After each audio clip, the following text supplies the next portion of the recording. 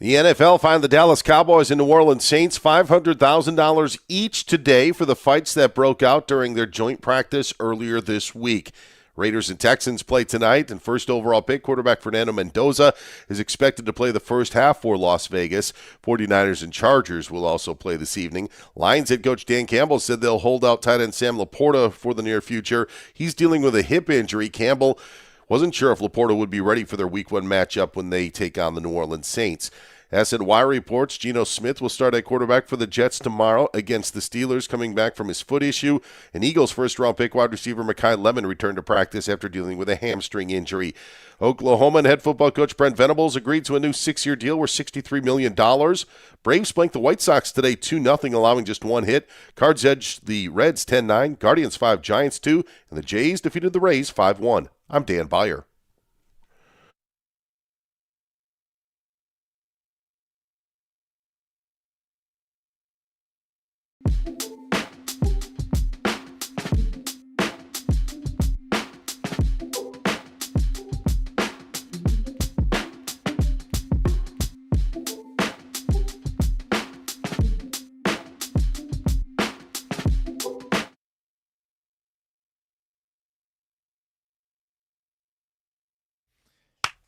Back in the afternoons, back in your daytime.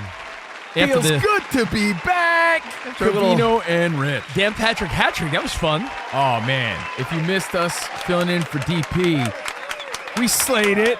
We had Marvin on. We had Caliendo on, Frank Caliendo, Master Impressionist.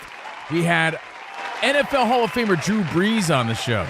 We had hip-hop legend Ice Cube. Yay, on the show yesterday. Yay. It's all on our YouTube page at Covino and Rich FSR. And if you go there right now, you could watch what you hear live and chop it up live, chat it up, and be part of the show. At Covino and Rich FSR on YouTube. Steve Covino, Rich Davis, Danny G, Sam, and you. Let's be rocking out. Let's go. Lots of ridiculousness today. Lots of funny. Whoa, Rob Deerdeck stopping by? No. Lots of funny. Yo, Chanel West Coast is stopping by? Back in the day, I wish. Lots of funny, lots of football, and we're going to go old school today. And then after our show, just to give you a little something to look forward to, if 2 hours of Covino, Rich, Danny, Sam, if that's not enough for you, do you like Topanga, Boy Meets World, Danielle Fishel? Yes! Do you like The Great Hambino? Oh, yes! You play baseball like a girl! Well, I'm baking like a toasted cheeser out here. It's so hot! Dugout Dads is their new show, and we have like a really fun, like 45-minute sit-down with Danielle Fishel and Patrick Renna, and that'll be Overpromised today. So right after today's show, audio, video, a fun sit-down. Their new show is about, parents and sports and everything. It's a funny show that debuts in a week, so look at that. A little extra CNR after CNR today. And can I say this respectfully? Yeah. If you need more reason to check it out, right here on our YouTube page at 4 p.m. on the West and 2 hours, 7 p.m. on the East. Yeah, Patrick Renna, handsome, looks great. But Danielle Fishel, man, she looks great. She looks fantastic. So please check us out. And you'll find out if I'm actually a really good coach because I coach her kid. So you'll get the scoop on, is Coach Rich legit? That's in 2 hours. Oh, boy. All right. Patrick Renna and Topanga, Danielle Fishel on our bonus pod Overpromised. But right now, like we said, broadcasting live from the Fox Sports Radio studio. All right, let's get into it. And let's go. Saquon Barkley. Saquon Barkley. At camp. Oh, I see what you're doing here. That never gets old, Sam. Hey, Sam, Saquon Barkley. Quan Barkley. Much like many people, is sort of just had enough, a little fed up, a little like, what's the point of these joint practices? We talked yesterday, Danny, about how fists are flying, they're doing German suplexes, they're doing high, big elbows Brian off the top rope. Schottenheimer is in charge of the Fight Club. Yeah, so it's like, and I've always thought that unless there's some, you know what? Here's the thing: a lot of times there is a camaraderie between the teams that link up, coaching wise, but you still got 100+ guys trying to make football teams, and they're going to be chippy and they're going to fight. But like you see the Titans, did you see the commonalities between the Titans and the Niners, between Robert Saleh and some of the coaches and players that are very close to the 49ers? But that doesn't mean that practice is going to go smooth. No, not at all. And Saquon Barkley talked about this. Take a listen to Saquon. I'm the wrong guy to ask because I hate joint practice, to be honest. I think one day's good, but we play in a ego-filled sport with a lot of men, and I'm all about just putting the work in, and it's good to go against someone new. I think we're at that part of camp where we needed to go against a new face, but I do think if you do it the right way, there's a lot of good out of it. Going against different looks, going against different people. It's hard when you got to run the same play over and over against JC and JD. They're pretty good players, and they get a hint of what you're doing. It's even harder to block. But yeah, when you do it the right way, it's good. But honestly, I'm not really a fan of joint practice. You know what? They can cut it right there, Sam. Joint practices. Saquon Barkley's not alone. In fact, the whole preseason, our very own Colin Cowherd on the network, after Jayden Higgins got hurt on the Texans. Yeah, Tuesday, joint practice with the Raiders. Yeah, he was like, stars, stars. And then he went on to say, stars, stars. And then Colin, after that, said stars. And then after that, he said too many stars are getting hurt. I say no more practice. He said, why are we even doing preseason? Yeah. Why are we doing joint practices? A lot of this just seems outdated. Yeah, he said practice is fine, but the preseason games, he said maybe we should just get rid of the preseason. And let's make it clear, like you already said, second-year wideout of the Texans, Jayden Higgins, tore his ACL. So, you got some big-time players getting hurt. Like, maybe they should ease up a little bit. Like, that's not what you want. Well, not even ease up. It's just a matter of if you're going to put yourself out there and maybe put your body on the line. Why do people sit out the Pro Bowl? Because it means nothing. So if you're going to get hurt, unfortunately, let me get hurt in something that matters. That's exactly what RG3 said on our network. He said, get hurt when it matters. If you're going to get hurt in week 5, no one wants to get hurt. But if you get hurt, diving for the pylon. People always say, well, they would have got hurt anyway. But yeah, at least it would have been in a game that it mattered. If I told you that, I don't know, Jahmyr Gibbs, and I don't wish this on anyone. Let's say just tweaks his pinky because he dives for the pylon in week 6 against a division rival. That's not how you tweaked your pinky. How dare you? I don't know if you want to share that story here. You know what? I don't even want people to think what you might be thinking. But let's say Jahmyr Gibbs tweaked his pinky in a different way. If it were against, I don't know, like the Packers or the Vikings, you'd be like, all right, at least it was worth it. If it's in a joint practice or a exhibition preseason game, it's almost like, for what? Which is, again, why the Pro Bowl turned into flag football, which even guys are now sitting that out. So maybe we hit a point where, when there's certain things that seem outdated. Like, I called recently.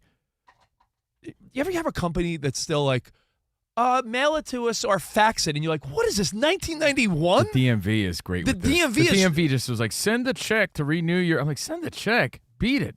No, nothing against the U.S. Postal Service. You're very well needed and appreciated, but when someone tells me to send something in the mail or fax it, it's very clear to me you need to fix your system. Okay, the fax machine part is the one that's really outdated. Don't tell me mail. No, don't tell me mail. You guys still use microfiche? Stamps. We still have envelopes. Sam uses stamps, which I do. I love snail mail. It's impressive. Awesome. But Sam, it's fun to get something in the mail. Sam, when someone says there's a DocuSign option, I'm like, yes. Sure, I get that. It's easier. Like, there are times where someone's like, print this out, sign it, put it in an envelope and mail it back. We didn't provide a stamp for you either. You're going to have to buy your own stamp. Well, Sam, go to H. Sam, do you remember when you actually had to keep your tax returns for years and years and all these big stacks of paper?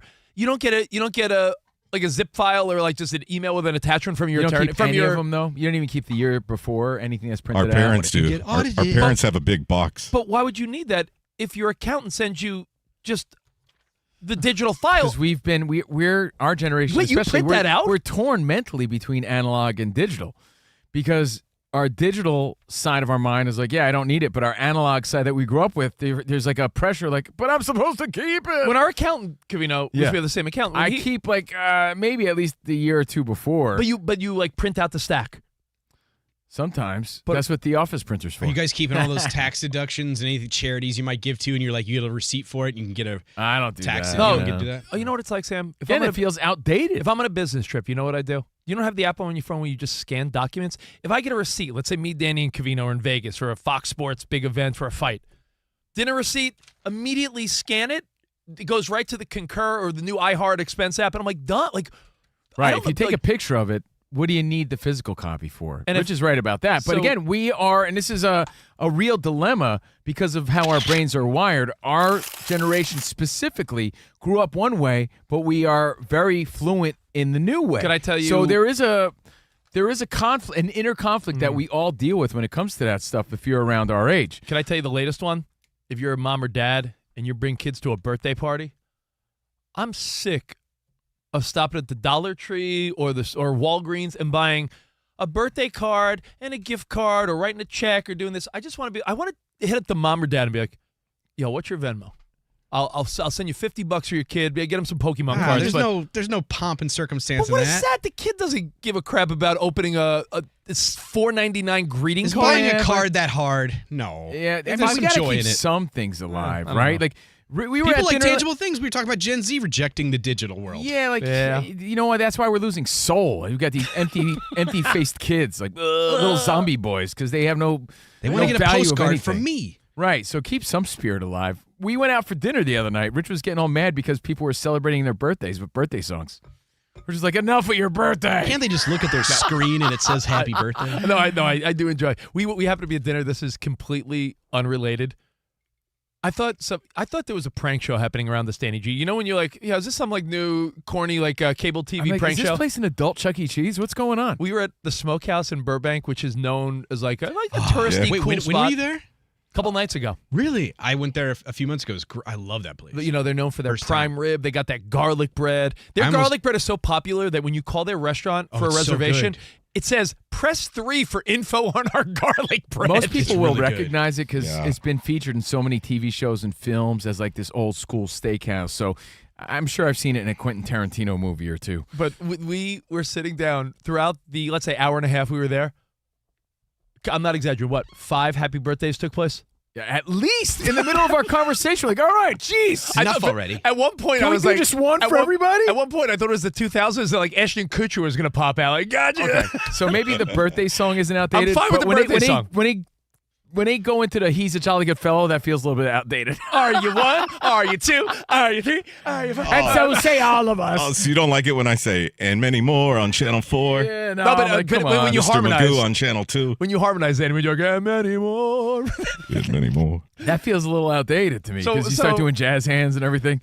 All right, so based on practice. and Saquon hating joint practices. Players getting hurt in joint practices. You're right. And guess what? There's a big game tonight. There's a lot of preseason tonight. Raiders, Texans. Our second look at Fernando. What are your thoughts on this, and what are other outdated things? It's tough to say that practice is outdated. Like Colin's saying no more pregame. Not regular practice with just your team. No, I know. The joint practices, in the preseason I get games. it. Practice against your team and then decide when the season starts. And I know you're going to say, well, there's preseason in the NBA, and you got a whole month dedicated to spring training in baseball. So I get the history of it, but there's a part of me that feels like I feel what Colin's saying, and Saquon, as you just heard, Saquon Barkley saying, I'm the wrong guy to ask because I hate joint practice. There's a bunch of chippy young dudes trying to make teams. Yeah, there's a lot of testosterone in. And you're right, there. think about all the alpha dudes that are It's a highly competitive atmosphere. and in their hometown they were the big dog, and now they're trying to make an NFL roster. That's like well, you're right. That's a hell of a lot of testosterone and ego and a lot. So I don't know. But what's the solution, right? Tell me what the solution is. Is it simply practice? Hey, how do you get to Carnegie Hall? Practice.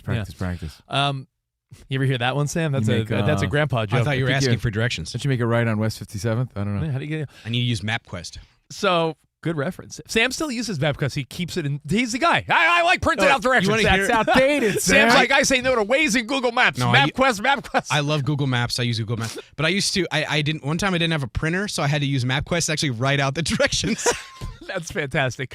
I was like trying to read my own handwriting. But ask yourself this, fellas. Do you think the team should just practice for a month, Danny, and then keep the same like September start? But hey, week one's week one. We'd have to say yes to this because we spent most of our week filling in for DP saying, like, we're doing too much, even too much coverage. Like, we're making too much out of preseason. It's overblown now. It's way overblown. We keep talking about all the fights and squabbles that are going on. We're fired up about anything and everything Fernando says about games that don't matter at all. It's like, and I get it. The world revolves around football, or America, I should say, revolves around football. We want more, but it has gone overblown. Let me ask you guys this, though. There's nothing like in-game experience for the young guys trying to make clubs. So how do you how do you adjust that? How do you test them in real game play yeah, to see because what they got? What are the cons of the actual preseason games? We already cut down the preseason schedule. So how do you decipher who is going to make your final 53-man roster if you're not getting to see these guys fly around during a live game? Danny, I mean, like, I never like to pose a question. Which, by the way, they do cover on Hard Knocks episode 3. You see how... I heard episode 3 is great. So good. You see how intense it really is. Like, again, we chalk it up to, like, it doesn't count, doesn't matter.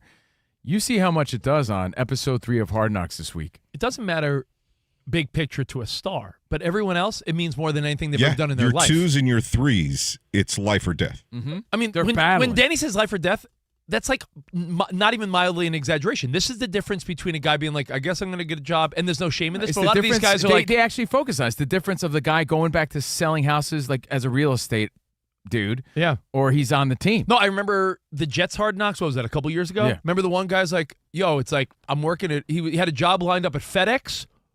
Or he was on the Jets. How cool and there's is that? No shame in FedEx, the great company. Not at all. But I mean, like, but that's what they're fighting Talk about for. the big difference of, like, I'm going to be delivering packages, making a nice, modest salary, or I'm on the Jets. So there's so much on the line. There's got to be an answer. And I don't like to bring up a question unless I feel like I have a pretty sweet answer. But I'm going to defer and say this is a little above my pay grade. But someone needs to figure it out, because if players and injuries are getting hurt and all these and they things don't are like happening, there is a solution. And I think what will eventually happen is that we're going to get that 18-game schedule. We've talked about this, and I'm just going to take a little left turn for this conversation, because Roger Goodell did say something the other day that I thought was interesting. Did he not say that at some point he anticipates a franchise that's based out of the United States? Yeah, we all heard about that. And my thought is, all right, well, we're going to go to the 18-game schedule.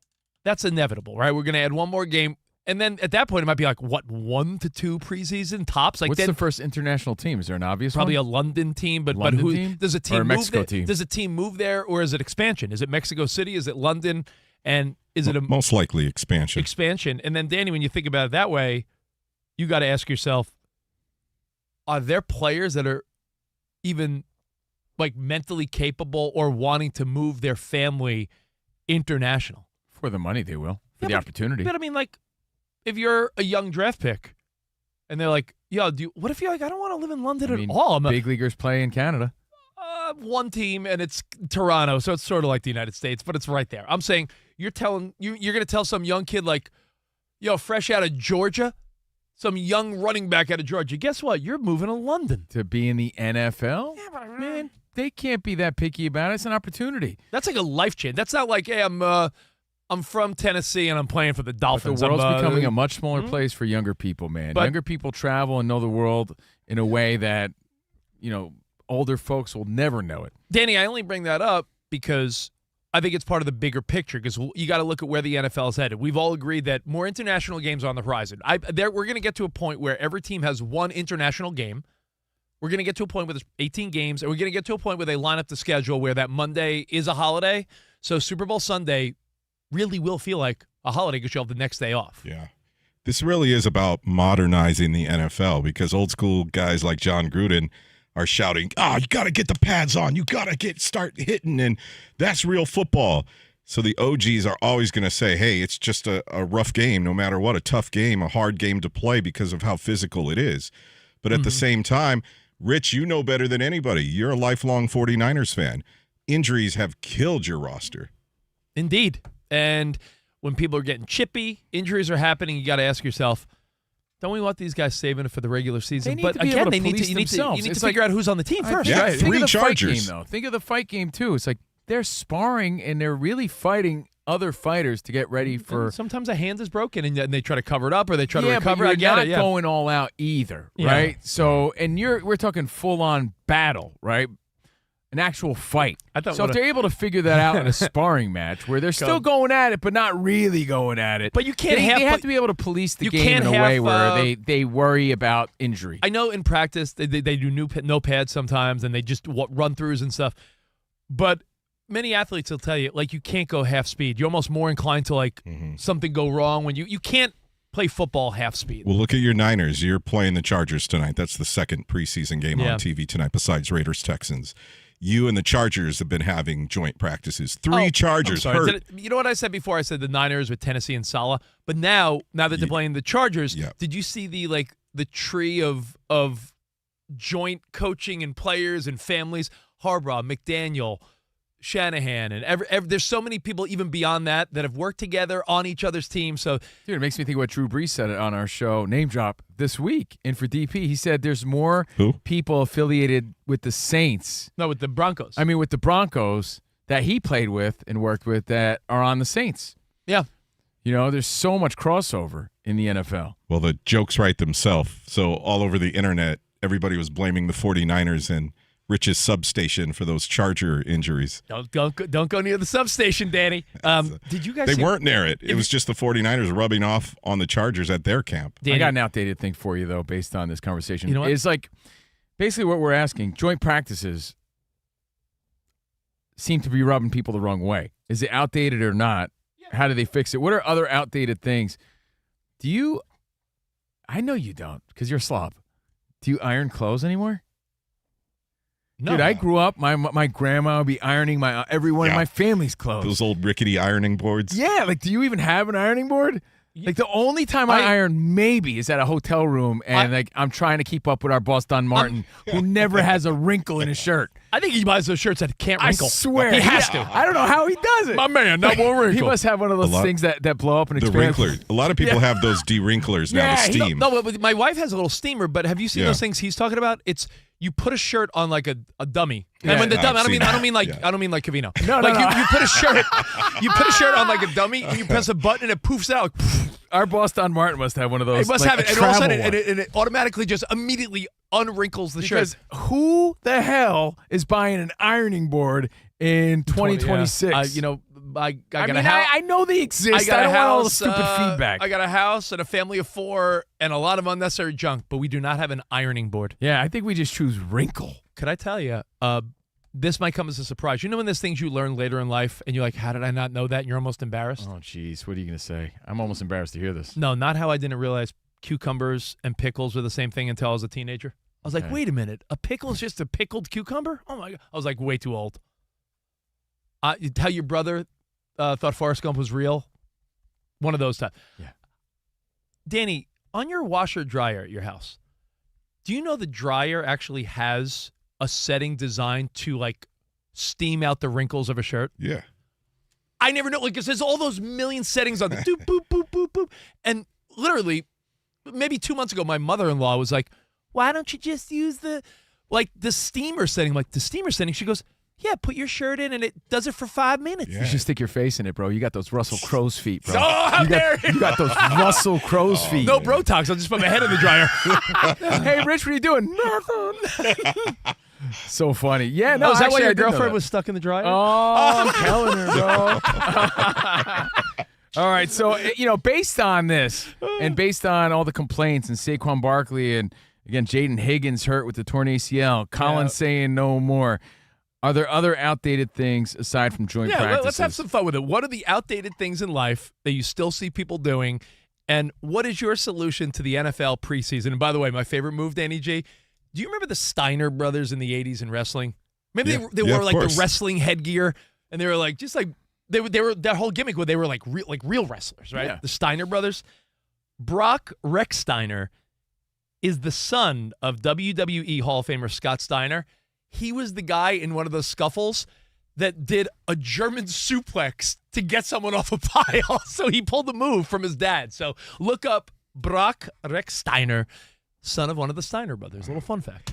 And really quick, I know we're going to get to some calls and we'll finish up this topic. When we come back, though, I have a quick surprise for the both of you. Oh, nice. All right. So stay tuned for that. Did he buy us one of those steamers? I don't know. And if you call with a great outdated thought or practice or something that we do, we'll hook you up with a prize, all right? Okay. Summer prize pack, 877-99 on Fox. We got more Covino and Rich, old school and 50 hits, and more right here on Fox Sports Radio. Right. Now, every sports season is built on preparation, studying the trends, making the necessary adjustments to reach the ultimate goal. And investing deserves the same approach. And with Webull, you have access to real-time market data, advanced tools, and an intuitive app designed to help you make informed decisions. Yeah, whether you're actively trading stocks, options, ETFs, and more, or planning for the long term for your family with IRAs, cash management, or custodial accounts for your kids, Webull gives you the tools to invest your way all on one platform. Looking to take your preparation to the next level? Check out Webull's Learn resources and join their in-app community feed to discuss investing trends and happenings alongside 25 million users globally. And now, to help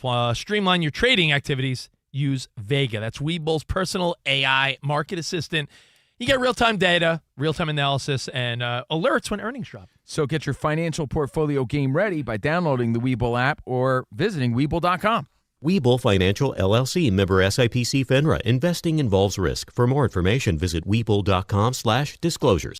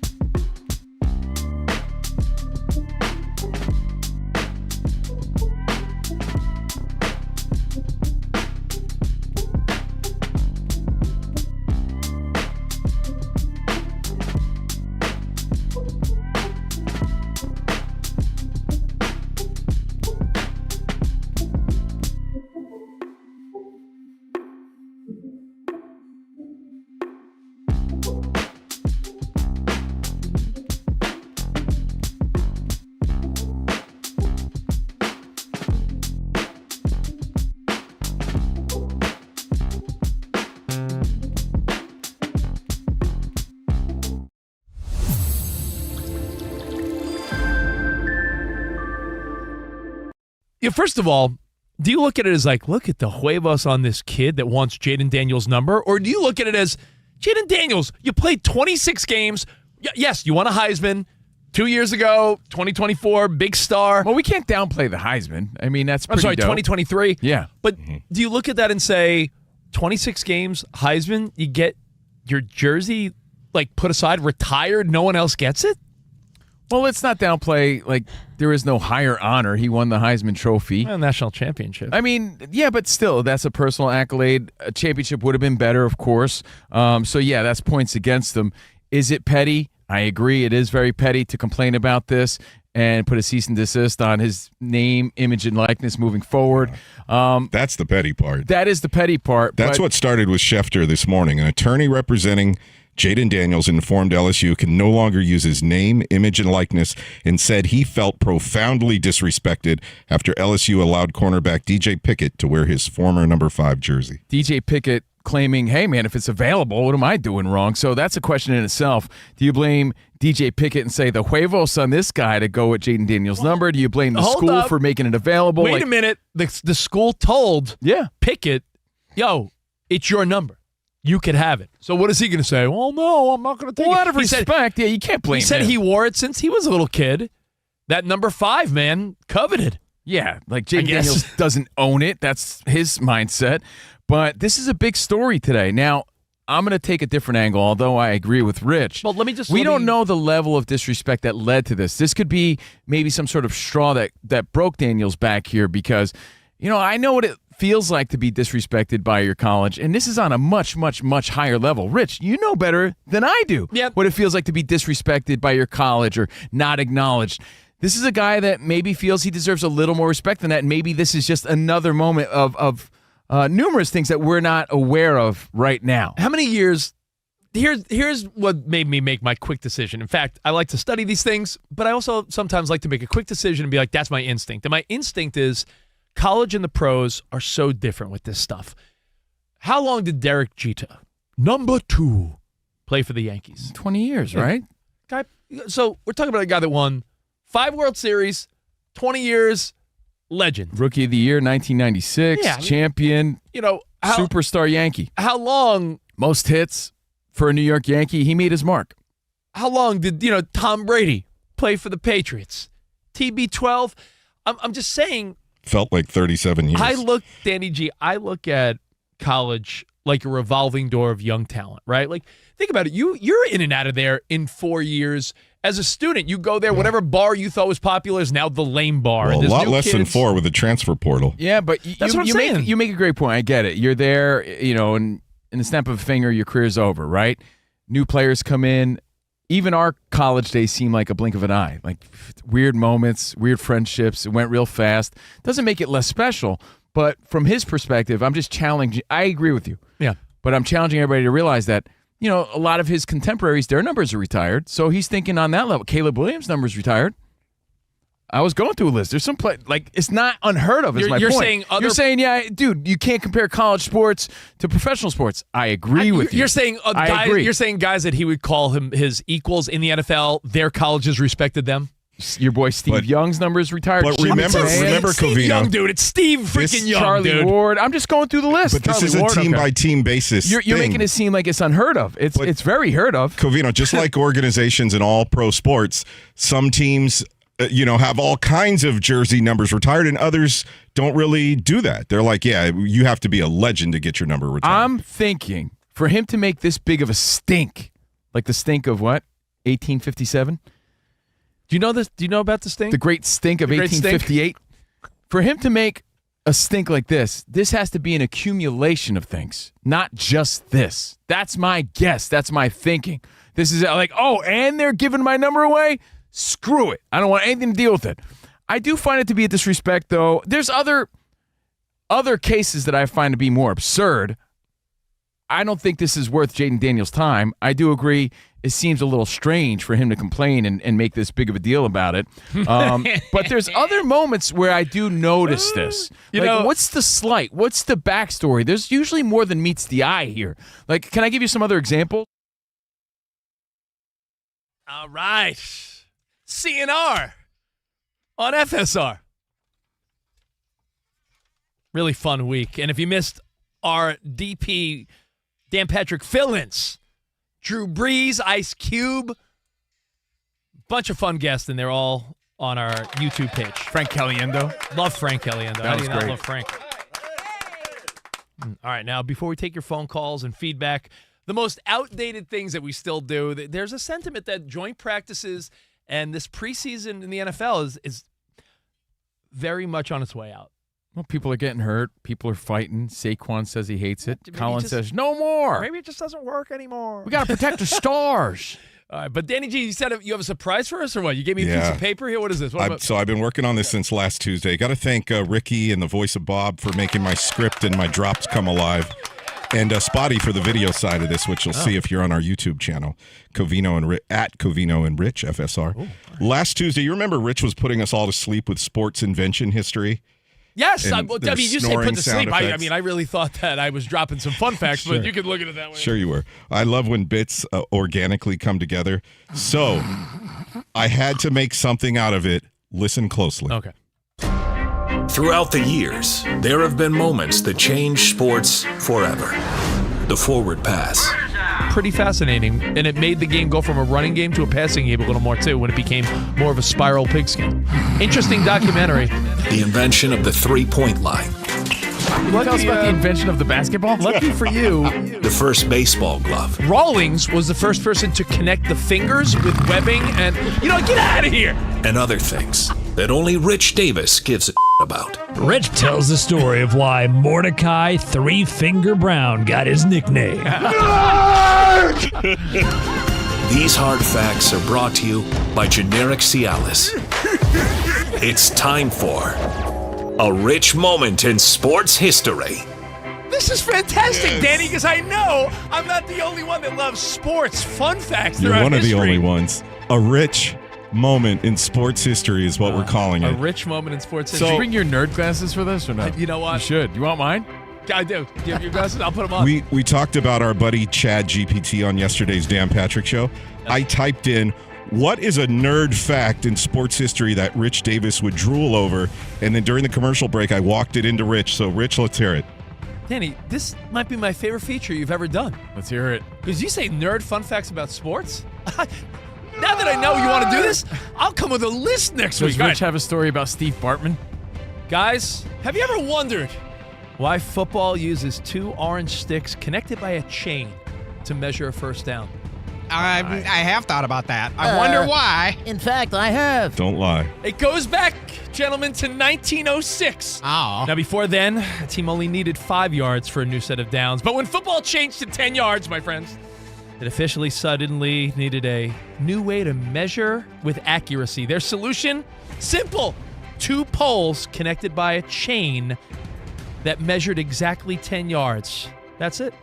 More than 100 years later, despite billions of dollars, instant replay, incredible technology and camera angles, football is still measuring first downs with essentially 2 sticks and a chain. So remember, sometimes the greatest innovations in sports history aren't that complicated. Sometimes you just need 30 feet of chain and 2 guys willing to hold it. Wow, that story was sizzling. Guys, that is what you call a rich moment. Man, that was a hell of a In moment. sports history. Take that. Wait, are you done? I'm done. I Yeah. fell asleep. That was thrilling. Thank you, Danny. That's Yo, fantastic. Danny, I like that because it gives me a sweet nap every Thursday. You know, I love it. F you. Hey, You're cool. good job. Monse, Good you're job. cool, but F to all of you. Good job, Professor Davis. Don't leave me hanging. All right, so that was great. Thank you, Danny G. Now back to by the way, next week I want to tell you guys all about the different sizes and shapes of baseballs in the early 20th century. Oh, yeah. Please Can't wait. do. You know, Just you'll kidding. learn This is going to be a little one-time thing. something. No, hey, you can learn something. As Kevin Hart said, you're going to learn something today. All right, You'll well, learn a little something here. When we were talking about outdated things, I thought of a few. joint practices, too many preseason games, guys like our very own Colin Cowherd, and people are saying, maybe just eventually the preseason just goes away. You practice, and then week 1, that's you what never we do. want to risk the real season. When he worked so hard to get there to tear your ACL in a game that matters that is diddly true. squat. So I do feel bad when that happens, and Jayden Higgins is the latest. But we do have some good games tonight. You got Fernando again, Raiders, Texans, 49ers, Chargers. I wonder. I got a few. I haven't even looked, even though I'm following my Niners so closely. I wonder if first team's going to get a bunch of reps because I know they're really trying to. Not baby's the wrong word, but I know guys like Kittle, McCaffrey, the Fred Warners of the world. There's no need to. What are you going to do? You going to put them in tonight? For what? Yesterday we found out. I thought the biggest story yesterday was the fact that Columbia House still existed. Yeah. Let alone the fact that it was shutting down after 71 years. I'm like, wait, people are still doing that? Talk about outdated services. Are you gonna tell me that Netflix actually still offers a DVD sent to your house? If you don't feel like streaming, Sam, we'll send you a DVD in the mail. But the fact that people, at one point, there was millions of subscribers to Columbia House. The fact that there was any left is shocking. So we announced yesterday on the show that after 71 years, it's closing its doors. Yeah. So if you were still using that, way outdated. And, I say this respectfully because I know there's still a reason, and I know people do this as a job, so I'm not trying to put anyone down. But I do find it personally outdated when people talk about their travel agent. Unless there's some sort of excursion that you're doing, I get it. But what do you really need that for nowadays? I don't know. I think sometimes there's a reason sometimes. to Again, use if you're a travel going agent. on an African safari and you need to figure some stuff out. He's right. You just want someone else to do the work for you. But what he's saying, Sam, is I agree. If it's an African safari or I know anytime a family wants to spend 10 to 20 grand on Disney, which is the biggest ripoff, but people do it. Sometimes it's best to go to someone that knows how to make all the package deals for Disney. But I'm saying if you're going to Vegas for the weekend, book a flight, book a hotel. But when our parents were younger, going they to the went Bahamas. Yeah. Do you need a travel agent? No. No. Didn't you book your last trip at Costco? Yes, it was, and I had a sweet time in Costco Mexico. travel, yeah. They do a great job. I was going to say, I always remember that scene from The Truman Show where he's like, I want to go to Fiji, and the woman's like typing on a computer and making it really difficult for him to leave the TV set there. But Do you guys remember, though, the early days of streaming on Netflix? It was not good. Like, the DVD was a better quality. The streaming was buffering, and it looked we weird. Didn't have, not everyone had smart TVs. And I had now to use it it through gets my better. Xbox. It's gotten a lot better, obviously. It's what we use. We don't use the DVDs anymore. But it was rough go when they started offering the streaming component. You know, before we go to an update, let me I just wrote down 3 quick ones, and we'll move past this. But number one, you talk about airlines and travel. My mom, till this day, when Mom, come out and visit me. Mom, I emailed you your plane ticket and your code. Well, Richie, I got to go to the library. For what, Mom? To go on the computer and print it out. To rent some microfiche. No, like my mom thinks she needs to go find a. I'm gonna run to Staples. I'm like, Mom, just Kinko's. Your mobile boarding pass. Well, how would I do this? Copyworks. You don't have to print out the passes. You don't. But you know what? A lot of times, outdated. A lot of times, you need the older people to still do these things, or the line would be too long. Like to me, who would not mobile order their Starbucks? I can't imagine walking in and just even waiting a minute. Like, why would you not just on your app be like, people still do. I like to sit down. Order. I like to look at my phone. I like to wait for the food to be made. I like to sit there and enjoy it. Yeah, it's like taking the experience every once in a while. Like why not? Not everyone's in Nancy pants like you. Right, even though it's a great service. I didn't get on the Starbucks app until like 2 years ago. That's insane. And one final one, the dumb home. And Spot, our video guy, will be the first to make fun of me. But to me, there's still things like I'll go turn my thermostat with my hand, and he's like, "Oh, why not your phone?" I'm like, "I don't know, because it's right on the wall there. I have the Nest and all that, but I still manually turn the dial." Crank that, soldier boy. So there you go. Anyway, let's go to DB for an update. Dan Byer, how you doing, buddy? What's going on, guys? How are you going to get your traveler's checks if you don't have your travel agent? I mean, banks are disappearing everywhere. How are you supposed to do that? Give me that answer. Traveler's checks. You watch an 80s movie, Dan Byer, and you'll hear them occasionally talk about traveler's checks. I think from Home Alone. Home Alone. That's what came to mind for me, yeah. Oh, perfect. Well, the Cowboys and Saints are going to have to be writing some checks. Both teams fined $500,000 each for the fights that broke out at their joint practice earlier this week. Now, tonight, the Raiders and Texans will play, as will the Niners and Chargers. As for that game in Houston, first overall pick, quarterback Fernando Mendoza is expected to play the first half for Las Vegas. Geno Smith is expected to start for the Jets tomorrow as they face the Steelers. That's according to SNY. Lions got some bad news. Head coach Dan Campbell said that they're going to hold out tight end Sam Laporta from practice after he suffered a recent hip injury, and Campbell wasn't sure if Laporta will be ready for Week 1 when the Lions open the season against the Saints. Eagles first-round pick, wide receiver Mekhi Lemon, returned to practice after dealing with a hamstring injury. Oklahoma and head football coach Brent Venables agreed to a 6-year contract. It's worth $63 million as he's now under contract through 2031. James Harden got his deal from the Cavaliers. New 3-year contract worth $97 million, according to ESPN. Harden became the fourth player in NBA history to surpass $500 million in career earnings, joining LeBron James, Kevin Durant, and Steph Curry. That's only from the contracts that Harden has signed through his career. In-day baseball, Reds and Cardinals went to the ninth with Cincinnati up 5-4. It ended 10-9 in favor of St. Louis, a 6th spot for the Redbirds, and they held on for the victory. Guardians were 5-2 winners against the Giants. The Jays topped the Rays 5-1. Braves allowed just 1 hit. They topped the White Sox 2-0.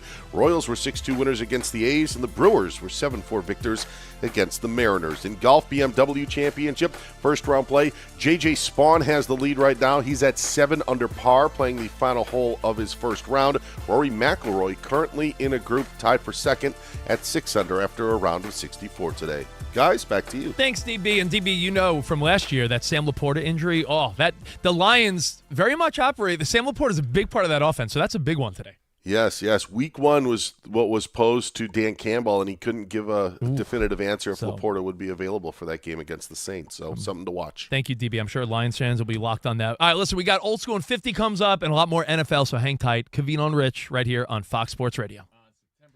On September 2nd, DraftKings Game Day arrives with massive deals, exclusive offers, and an all-day celebration built for sports fans. The DraftKings Sports app is now live in all 50 states. One app, every sport, all 50 states. DraftKings Game Day is yours. Remember the date, September 2nd. DraftKings Game Day is their kickoff of a new season, a new era, and the biggest day in sports history. New DraftKings customers sign up with code CRSHOW and get ready for DraftKings Game Day. That's code CRSHOW. Write that down, CRSHOW. In partnership with DraftKings, the crown is yours. Bet with DK Sportsbook. Gambling problem? Call 1-800-GAMBLER. 1-800-MY-RESET. Connecticut. Call 888-789-7777. Visit ccpg.org. On behalf of Boot Hill Casino in Kansas, bet tax pass-through may apply in Illinois. 21 plus, void in Canada. Event contract trading with DraftKings predictions involves risk of loss. Availability varies. Predictions offer void in New York. Terms at dkng.co/audio. Nationwide based on sportsbook predictions and free-to-play sports contest availability. Varies by state.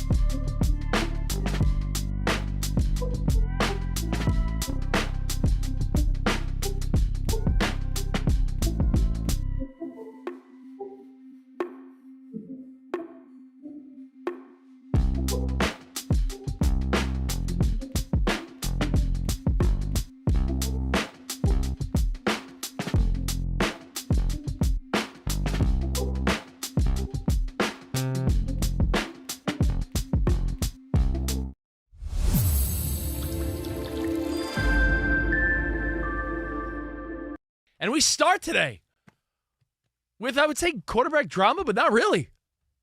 QB1 has been announced. The drama's over. In Minnesota. Congratulations to Kyler Murray. He did it, starting over J.J. McCarthy. He signed that, what was it, a one-year deal? $1.13 million. But 1 year, the $1.3 million deal. are still paying him $35 million. So, I mean, he's doing okay. So, Cardinals on the hook for the money. Gets the starting job in Minnesota. J.J. McCarthy, 2 years removed now from being the number 10 overall pick in the NFL draft. Going to start the season as a backup. And as Kevin O'Connell said, what are you opening over there? New Disinfecting the, you could have focused and rolled with it. I didn't know you had the attention span of a goldfish where you couldn't concentrate. You didn't have to acknowledge it. Not everyone can hear. To me, it was like, when someone's chewing on carrots and it sounds like lug nuts? I felt like the quieter you were trying to be was like, it's like Pee Wee Herman with the balloon, like, it was a little loud, I know, sorry. Anyway, Kevin O'Connell said that he showed enough of his command of the offense to merit the nod. He showed, by the way. That was quick. Showed enough? Show enough. Who's the master? Show enough. No, he said that he showed enough, which to me that's like, when I'm looking for a real sweet response from my girlfriend, like, hey, that dinner was great, right? What'd you think? She says, it was fine. Like, that's a weak-ass response. Like, showed enough? Might as well be like, yeah, he was good enough, fine. That's not really that great to me. To me, he's a banana peel away from sitting the bench himself. That's how I get it. I think J.J. McCarthy's like right there. Well, we knew he got off to a really good start because if you flash back to the first day Vikings had fans in attendance at their OTAs, Kyler Murray threw that sweet long pass, and I think it was a couple hundred fans there in attendance, but they were going nuts. And everyone in the comments were like, yo, chill, it's practice.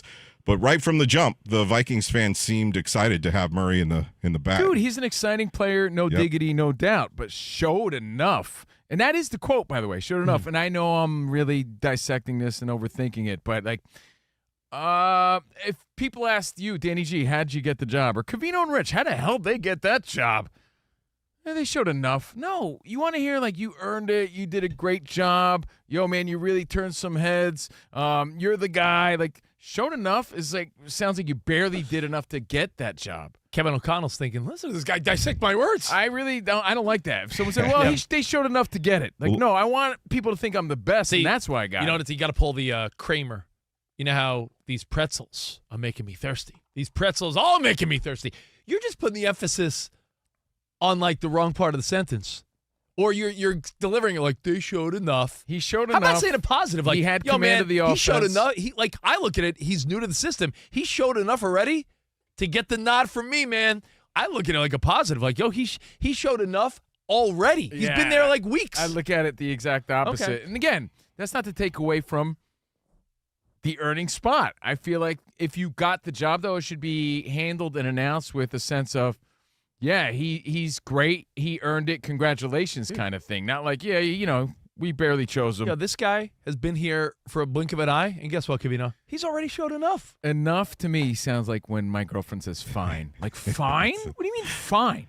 I You mean it was great or fine? pop quiz. How Rich. often, that and movie, by the way- what'd you think of that movie? That was sick, right? It was fine. I mean, fine. the only time I wouldn't like that is if your girlfriend was giving you confirmation in different areas. Like, No. he was fine. I'm just saying, like, it sounds we got to say rest in peace, Frank Beard, who passed away 77 of ZZ Top. Frank Beard, ironically, is the only guy without a beard. He was the beard. Is that wild? Yeah, and I play this song, or Sam plays this song, because I feel like TV dinners are kind of outdated. Like the Hungry Man. They've kind of shapeshifted Sort of. to like Stofers and but the Hungry Man culture that we grew up, don't the Salisbury steak that we grew up They're on. microwavable dinners. Remember Yeah. those fold-up trays we used to take to the living room? Yeah, that culture's kind of done a little bit. When I think about, as a parent, and I'm sure Danny and Covino, you guys feel the same. Every day, like, what are we eating tonight? Well, for some reason, Mom figured it out every night, and I'm like, what combination of chicken or beef, Meatloaf, or mac and cheese and hot dogs? Like, I feel like it's the same thing every day. But that pot pie, or you said that dinner with the little apple treat, Or in the video for that song where the little monster came out of it. Outdated. And you know what? When Dan Byer was giving us the update and he was talking about LeBron, in the world of sports, I was thinking the hook shot. For as effective as it was, the second you see it, it feels so outdated.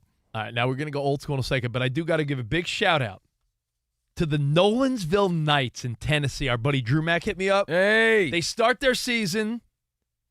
They're going to be pumped up when they hear this, so you go kick some ass. Nolensville Knights in Tennessee. Go we're rooting and for you, get right? 'em, Let's Knights. go. All right, so we're Covino and Rich live from the Fox Sports Radio studio. If you have any more outdated things, I'll joint practice. That's the story today. Hit us at Covino and Rich at Fox Sports Radio. Again, if you miss any of our shows, check the podcast, Covino and Rich. And now it's time for Old School and 50 Hits. Yep. There's a certain. Yeah. What we gonna do right here is go back. Back into time. Throwing it back for a Thursday. Old School and 50 Hits. At 50 After, CNR give you the time capsule topic, and we reminisce together. Yeah. Now, you look at the time when 50 hits on the clock, we throw it back, we get you involved, and we go old school every Thursday. But look at the date. It's August 20th. You know what that is?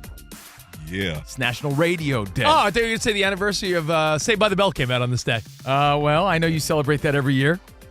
I love me some Zach Slater, Kelly Kapowski. Something more important, Rich. Oh, National Radio Day. National Radio Day. The best medium in the world. Well, yeah. Well, think about it this way. Everyone thinks they're a broadcaster nowadays, right? Everyone has a podcast or a microphone set up at home. We made the choice to do this when we were just kids in high school for you, Danny G, college guys for us. Like, we made this choice to do radio at an early age and stage of our life. Listen, before everyone thought they were a podcaster, you're right. We have a real deep love of radio. But again, we all grew up with radio. Everybody grew up with radio. Everybody listening grew up with radio. You know why radio is so intimate? You ever think about this? You ever hear someone tell you that you watch a movie, you're in a theater with 100 other people. You watch a movie or a TV show, you with your kids or your wife or husband or boyfriend or girlfriend. When you're listening to the radio or a podcast, it's usually you and that show. You and that person. Yeah. It's a very headphones in. It's a very intimate connection. It's usually me in my feetsy pajamas listening to Casey Kasem's Countdown. Sounds kind of intimate for me. Yeah. But yeah, you would let your imagination run wild and imagine who these voices were, right? It was a different time. But based on that, what are your early radio memories? Like how and what you used it for back in the day? Because it's different than what you use it and how you use it now. Yeah, the studies show that more people listen to podcasts and radios than ever before, but just in a different way. In a different way. But there's things we used to do then that we don't do now. I'll give you a wild one, which is simply like you just said, you gave a shout out to Casey Kasem.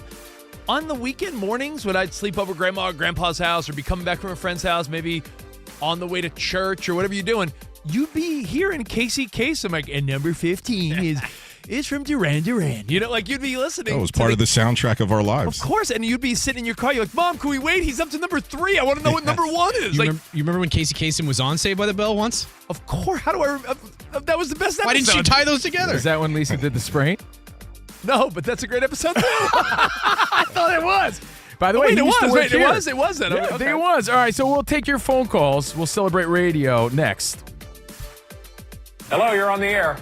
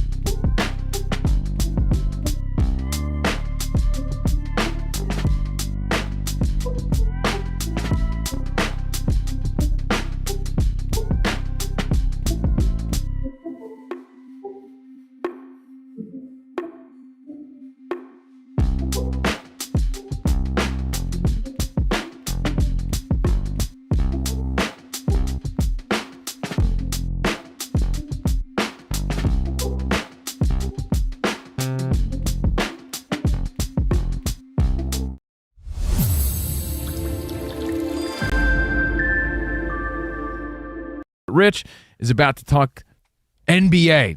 Actually, WNBA. Well, it's, put aside the Caitlin Clark foul, that was taken away because what's the conspiracy? ESPN had a primetime game against the Liberty, so why would they suspend Caitlin Clark for that? There's every headline about the WNBA Liberty Bibberty is laden with some type of controversy, and you could argue this is good for the league because no one ever talked about him ever before, and then the last couple of years, a lot of talk. You could say it's all drama, but isn't that how so many things get by in 2026? Dramatic headlines, controversy. It's been that way. Well, over the last couple of days, I wanted to let this digest a second. Did you see that Enes Kanter and Royce White, 2 former NBA players, and I'm sure more to come, have declared themselves eligible for the WNBA draft, with there being no true verbiage in the WNBA contract, as it said, according to Commissioner Kathy Engelbert, when she's not dissing Dan Patrick and standing him up. She said, our player eligibility rules, unlike the eligibility rules of some other leagues, are governing bodies and are collectively bargained. Lastly, preserving the integrity of our game is ensuring fair competition and will always remain the highest priority. So I just think what this does is I think these guys are boneheads. Well, right? They're announcing their eligibility based on the verbiage that's required by the WNBA now, saying according to your rules, we should be allowed to play, so we're ready to join the league. Now, you might think Enes Kanter and Royce White are 2 dopes, 2 morons. I mean, publicity stunt, yes.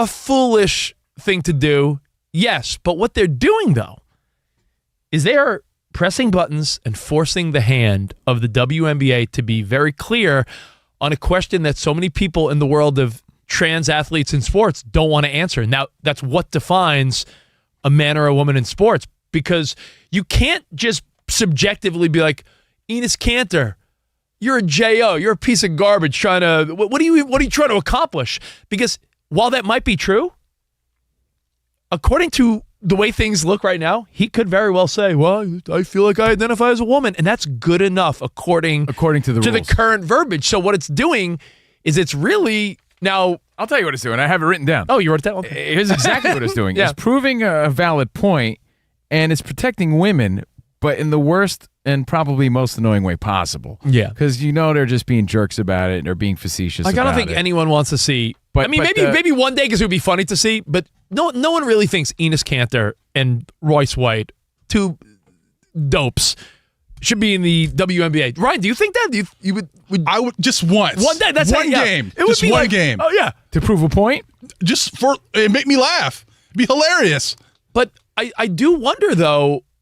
I mean, Lowen Crown's like, don't come to me, don't come to me, don't come to me. Isaac, don't you think what they're doing Wait. You have just basically confirmed that you can read my mind. Well, he was sipping his drink for a long time. Isaac was. It's been empty for an hour. I know. I can feel it. Like when Meaning, when you're nervous at a cocktail party and you keep biting on the ice you have left in your glass. I don't get it.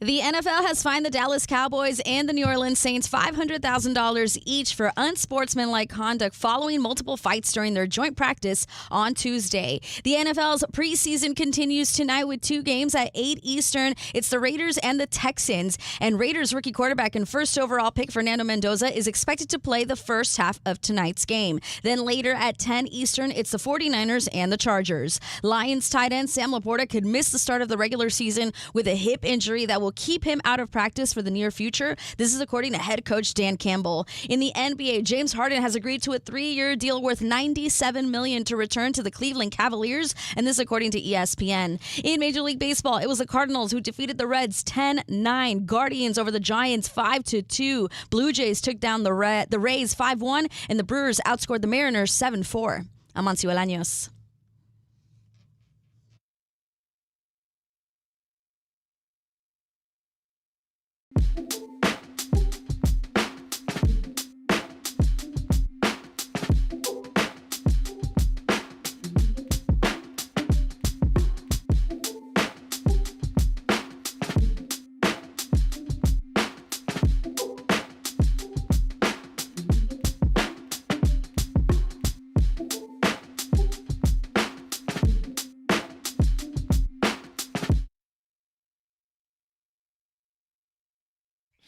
Hey, hour 2 of CNR on FSR. A really fun week. We did the Dan Patrick Show Monday, Tuesday, Wednesday. If you missed any of that. No. We came, we saw, we conquered. We had 3 killer shows. Ooh, welcome to the big show. We had Marvin stop by from the Danettes. We had Frank Caliendo, Master Impressionist. We had NFL Hall of Famer, Dr.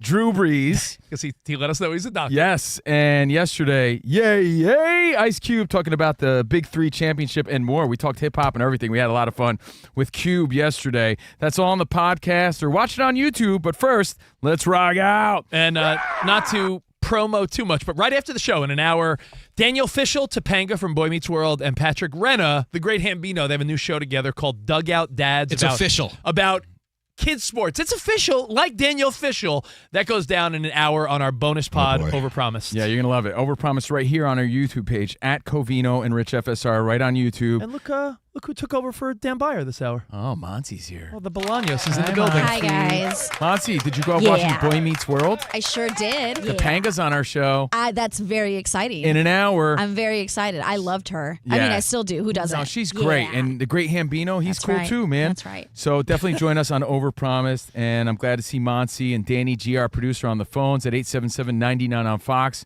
Iowa Samuel is here. And every Thursday, Fox Sports Radio Nation, we do Old School when 50 hits. And today, everybody here in studio, happy National Radio Day. It's National Radio Day. And it's also National Saved by the Bell Day. No, nobody cares. I care a little bit. National Radio Day, and nobody got me a card. No edible arrangement, no balloon, no nothing. Card, I thought those were outdated. Yeah, they're outdated, man. Ah, yeah. So you know what? We're celebrating here, but we're celebrating with you, Fox Sports Radio Nation, because I imagine everyone here grew up loving the radio the same way we did. Yeah. And by the way, we had that conversation about outdated last year. You just said card. Yeah. I don't want to backtrack, but Christmas cards. Christmas cards are outdated. Yeah, like do you Like send, the family? No, like people still will send pictures of their kids. Like I'm the mail. I'm talking like, Yeah. why just not post it on social media? Like, here's my family. Merry Christmas. But hey, I don't want to go back to that. We're going old school. We're talking radio. And since it is Saved by the Bell Day, I wouldn't be opposed if you told us your favorite Saved by the Bell episode. Didn't Zach do radio? Is on one of the shows? it the one where he has the duck covered in oil? Oh, I hate that one. Why would you bring that one up? Why would you bring that Wait, one but up? didn't Zach do radio? Yes, Isaac did? Lowenkron Okay. always Wears the wear the Bayside High Yeah. radio shirt. Yeah. So early on, what were your first radio memories when you were a kid in the car with your dad? You know what? Well, we used radio in a different way. Yeah. Like there's things that don't apply in today's world. So we throw Yeah. it back. Like you would listen to the radio just to see if school was canceled, right? Or maybe your local TV channel too. Weather But you reports. you were waiting to hear like school's canceled on the radio for the weather reports and things like that you just don't do anymore. Fog advisory. Like, the buses aren't running this morning. They would waste time. Now it's a waste of time, but back then it wasn't. Now it's like, give us fun entertainment, sports, entertainment, politics, whatever you're into. Radio and podcasting is just all about entertain me. Back then you'd be like, traffic and weather and time checks. Like time checks? You don't have a watch? You don't have a phone? Time checks. It was information-based with humor surrounding that. Yeah. By the way, that's a really great one. Like traffic, that really is a thing that I'm not saying it doesn't exist, but it's not what we use the radio for really at all. I think they still do it, and I would never want those people to lose their jobs. But why would you ever need to know? Oh, there's a 20-minute delay on the George Washington Bridge when you're on Waze. Like, you know why, Rich? Why? Because some people start their morning commute listening to like a AM talk show, but they fairness, don't want to look or hear anything else. They just want that delivered inside what they're already listening to. But it was the only way we could find out those things back in the day. That was like you had to wait. You had to wait for traffic and weather at a certain part of the hour on like a news station. Now, like if the 110 is jammed today. There's a pile up on the corner. the Balboa exit, some slow down. I'll tell you a memory. And by the way, the best phone call, we'll give you a summer prize pack, grilling apron, some koozies, 877-99 on Fox. But imagine that like every day when we come here to work. Danny G, you're about 30, 40 minutes away, right? Yeah, 40 minutes. I guarantee you do what I do. About 10, 15 minutes before you are planning on leaving, you just pop it in Waze or Google Maps to just make sure nothing's weird. Yeah, like there's no crazy accident. Back in the day, you had to be like, let me throw on 10-10 wins. And then they tell you out here, I learned what a SIG alert is, which is like named after the SIG or Sigmund guy who came up with it, which is like a traffic update. Oh, I thought the traffic dude was smoking a cigarette. No. I actually learned about this recently. Well, something we all did for sure that really doesn't exist anymore. We would sit there, and I got to give Mike who runs this place credit, but it was on my mind don't too. give that guy I know, credit. I give him too much credit. What do you give I would him have thought credit? of this on my own, Mike, for the record. Yeah. But we all sat there waiting for our favorite song to come on, a finger on play and the other finger on record. We had them spaced out perfectly, waiting. And then we all had that mixtape with the jabroni DJ ruining it because he's talking over the intro. Well, we had and to then we wait for became the those time. guys. Yeah, we had to wait for the time the DJ just mixed that record in without talking over the intro. You're like, so you had to hit that play record. And sometimes you had to adjust the level, too, or else it recorded low. And depending on where you lived, whatever that Kiss FM station or K-Rock or, whatever the rock, hip-hop, or pop station was, you knew that song would probably be on, like, the nighttime DJ's countdown. Like, Monse, if you were trying to scope out some Backstreet Boys. Yeah, if you wanted the top like three you songs. knew that, I want to hear the new Backstreet Boys. You were like JoJo on Kiss in LA. No, well, it'll probably be number 2 or 1 tonight. I just had this conversation, so I'm having deja vu. Like I was sitting there, and I wonder if that's what Mike was. When you brought up Mike, I was like, was Mike part of this conversation? But I mentioned when you would record it with the cassette, but then you would hear the DJ in the background give their name, their shout out, and you were like, no, why did you ruin it? And now this you're that was person, so good. and you became the person that ruined someone else's mixtape. Yeah, people hated it. Can I tell you one of my oldest radio memories? Yeah. You guys are gonna laugh. I was little. I was probably kindergarten, maybe first grade. But for up until that moment, I thought radio was only in Spanish because my mom only listened to Spanish radio. Yeah. And so when Dios mío. when I found out about Kiss FM, I was like, what? Who'd she listen to? Piolín? No, but it was like like the Kiss FM of Spanish. And for the longest time, I thought radio was only in Spanish. That's so funny. I never understand what they're crazy. saying. But if you ever hear like a Latino morning show, they sound like they're having more fun than anyone on Oh, they planet are Earth. having the They best use time. more clown horn than any other format. Other than Rich Davis in the morning. mío! And by the way, true story. This is a true story. We're not stereotyping at all. We shared a studio with P.O. Lean here in L.A. We shared a studio with that guy who's a very famous Mexican radio host, in right? that world, he was like the Dude, big dog. they had all sorts of sound effects and cowbells and clown horns and tambourines. They had, like, it was all laying there in the console. K-Love. we had all K-Love. that. That's what I was listening to. I was like, what? K-Love. That's what it was. Did any of you ever call a radio station in your city when you were a youngster and sit on hold and just hope that you got through for a contest? Or, for instance, there was an LA radio station, and every morning they did a brain buster. And this was obviously before people could look up the answers on the, easily on their phone. So there was really no way to cheat. And you hear they would play all the wrong answers and laugh and make fun of the people answering incorrectly. But for anybody that ever played radio games back in the day, it was just different from how it is today. How about this? And that's a great one. I remember winning a contest. You did? What was the prize?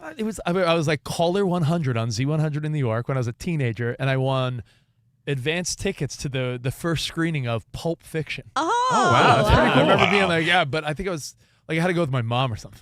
Because I was too young. That's not so cool, yeah. That's really funny. That's great. Again, we use radio in different ways on National Radio Day. Radio is stronger of a medium than ever before. You see everybody wants to be a radio host. Everyone thinks they're a radio host everyone's nowadays. Everyone's a podcast host, not a radio host. Yeah, but everyone has a microphone set up like they're playing DJ.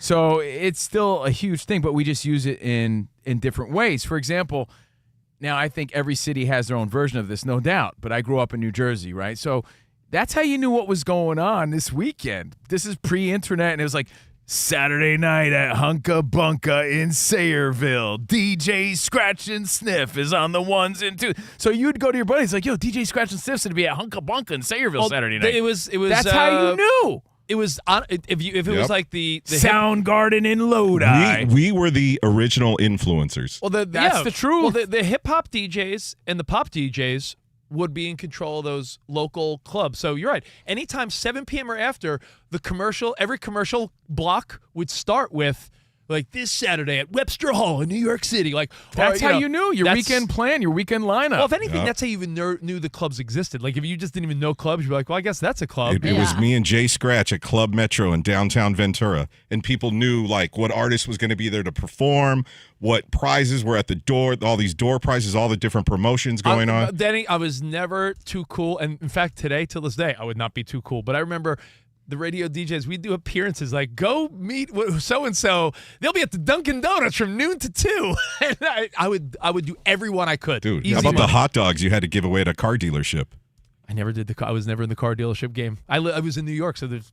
You do it now for Sirius XM. Oh, no, I do car events. Not the Mr. Fancy Pants over there. Car dealership. No, hold on. This is the It truth. depends how much money they'll pay. You mentioned, like, local appearances. $1 Million Man said it best. Everyone's got a price. Bro, I did an actual event with the Dunkin' Donuts guy. Fred, time to make the donuts. You were that guy? Yeah, I did a Dunkin' Donuts event with that guy. Like, come and spin the wheel kind of deal. So people would come and do stuff like that. Somebody in our chat here. Not saying they don't, but that was the only way you knew to come down to the grand opening. I'm sorry I lost my place on the in-show chat, but somebody pointed out, like, Mancow in the morning. Oh, it was Ric Flair on our in-show chat. How about stunts, like radio stunts that wacky morning shows used to do? Speaking of Mancow, in San Francisco, he famously shut down the bridge to make fun of Bill Clinton, I think, getting a haircut at the airport tarmac. Remember that? Famously, Opie and Anthony, who were big on Sirius XM and also in New York, they got fired from Boston because they did like an April Fool's prank about it, like someone dying, like a politician dying. So there were big time pranks, and of course the Howard Stern days, and our buddy Bubba the Love Sponge, and those were guys that were doing big things back then. You would just get fired immediately nowadays, I think, if you did anything like that. Radio stunts don't exist the same way. You know what? Even on like pop radio, Danny, like at Z100, Elvis Duran, who's a good friend and big at iHeart here on the pop side, Elvis Duran used to have a stunt guy, Greg T, the frat boy. Yeah, it was the most popular radio name in New York coming up. Yeah, for a while. Because he was doing the craziest stuff. Like, he'd be like, Greg T's taped to a telephone pole by the Holland Tunnel. If you go see him, you win $100. Like he's going to roll down a street. He's going to roll down 6th Avenue in a bucket. Like, there was like morning show bits. I remember there was a bit he did. I'm like, the bit was, go meet Greg T in Central Park and he's going to sniff your armpit. If he can't guess your deodorant, you win $100. And I was like, what are we doing? But those things were big in like the 80s and 90s, right? 2000s. So again, we're going over your early radio memories on National Radio Day, old school and 50 hits. Yeah. And the differences in how you used radio as opposed to today. Yeah. I remember one of the last years that we had these radio bits that were a little bit dangerous, kind of come to a complete end. I remember this making national news in January 2007. A 28-year-old mother named Jennifer Strange, she died after she suffered from acute water intoxication.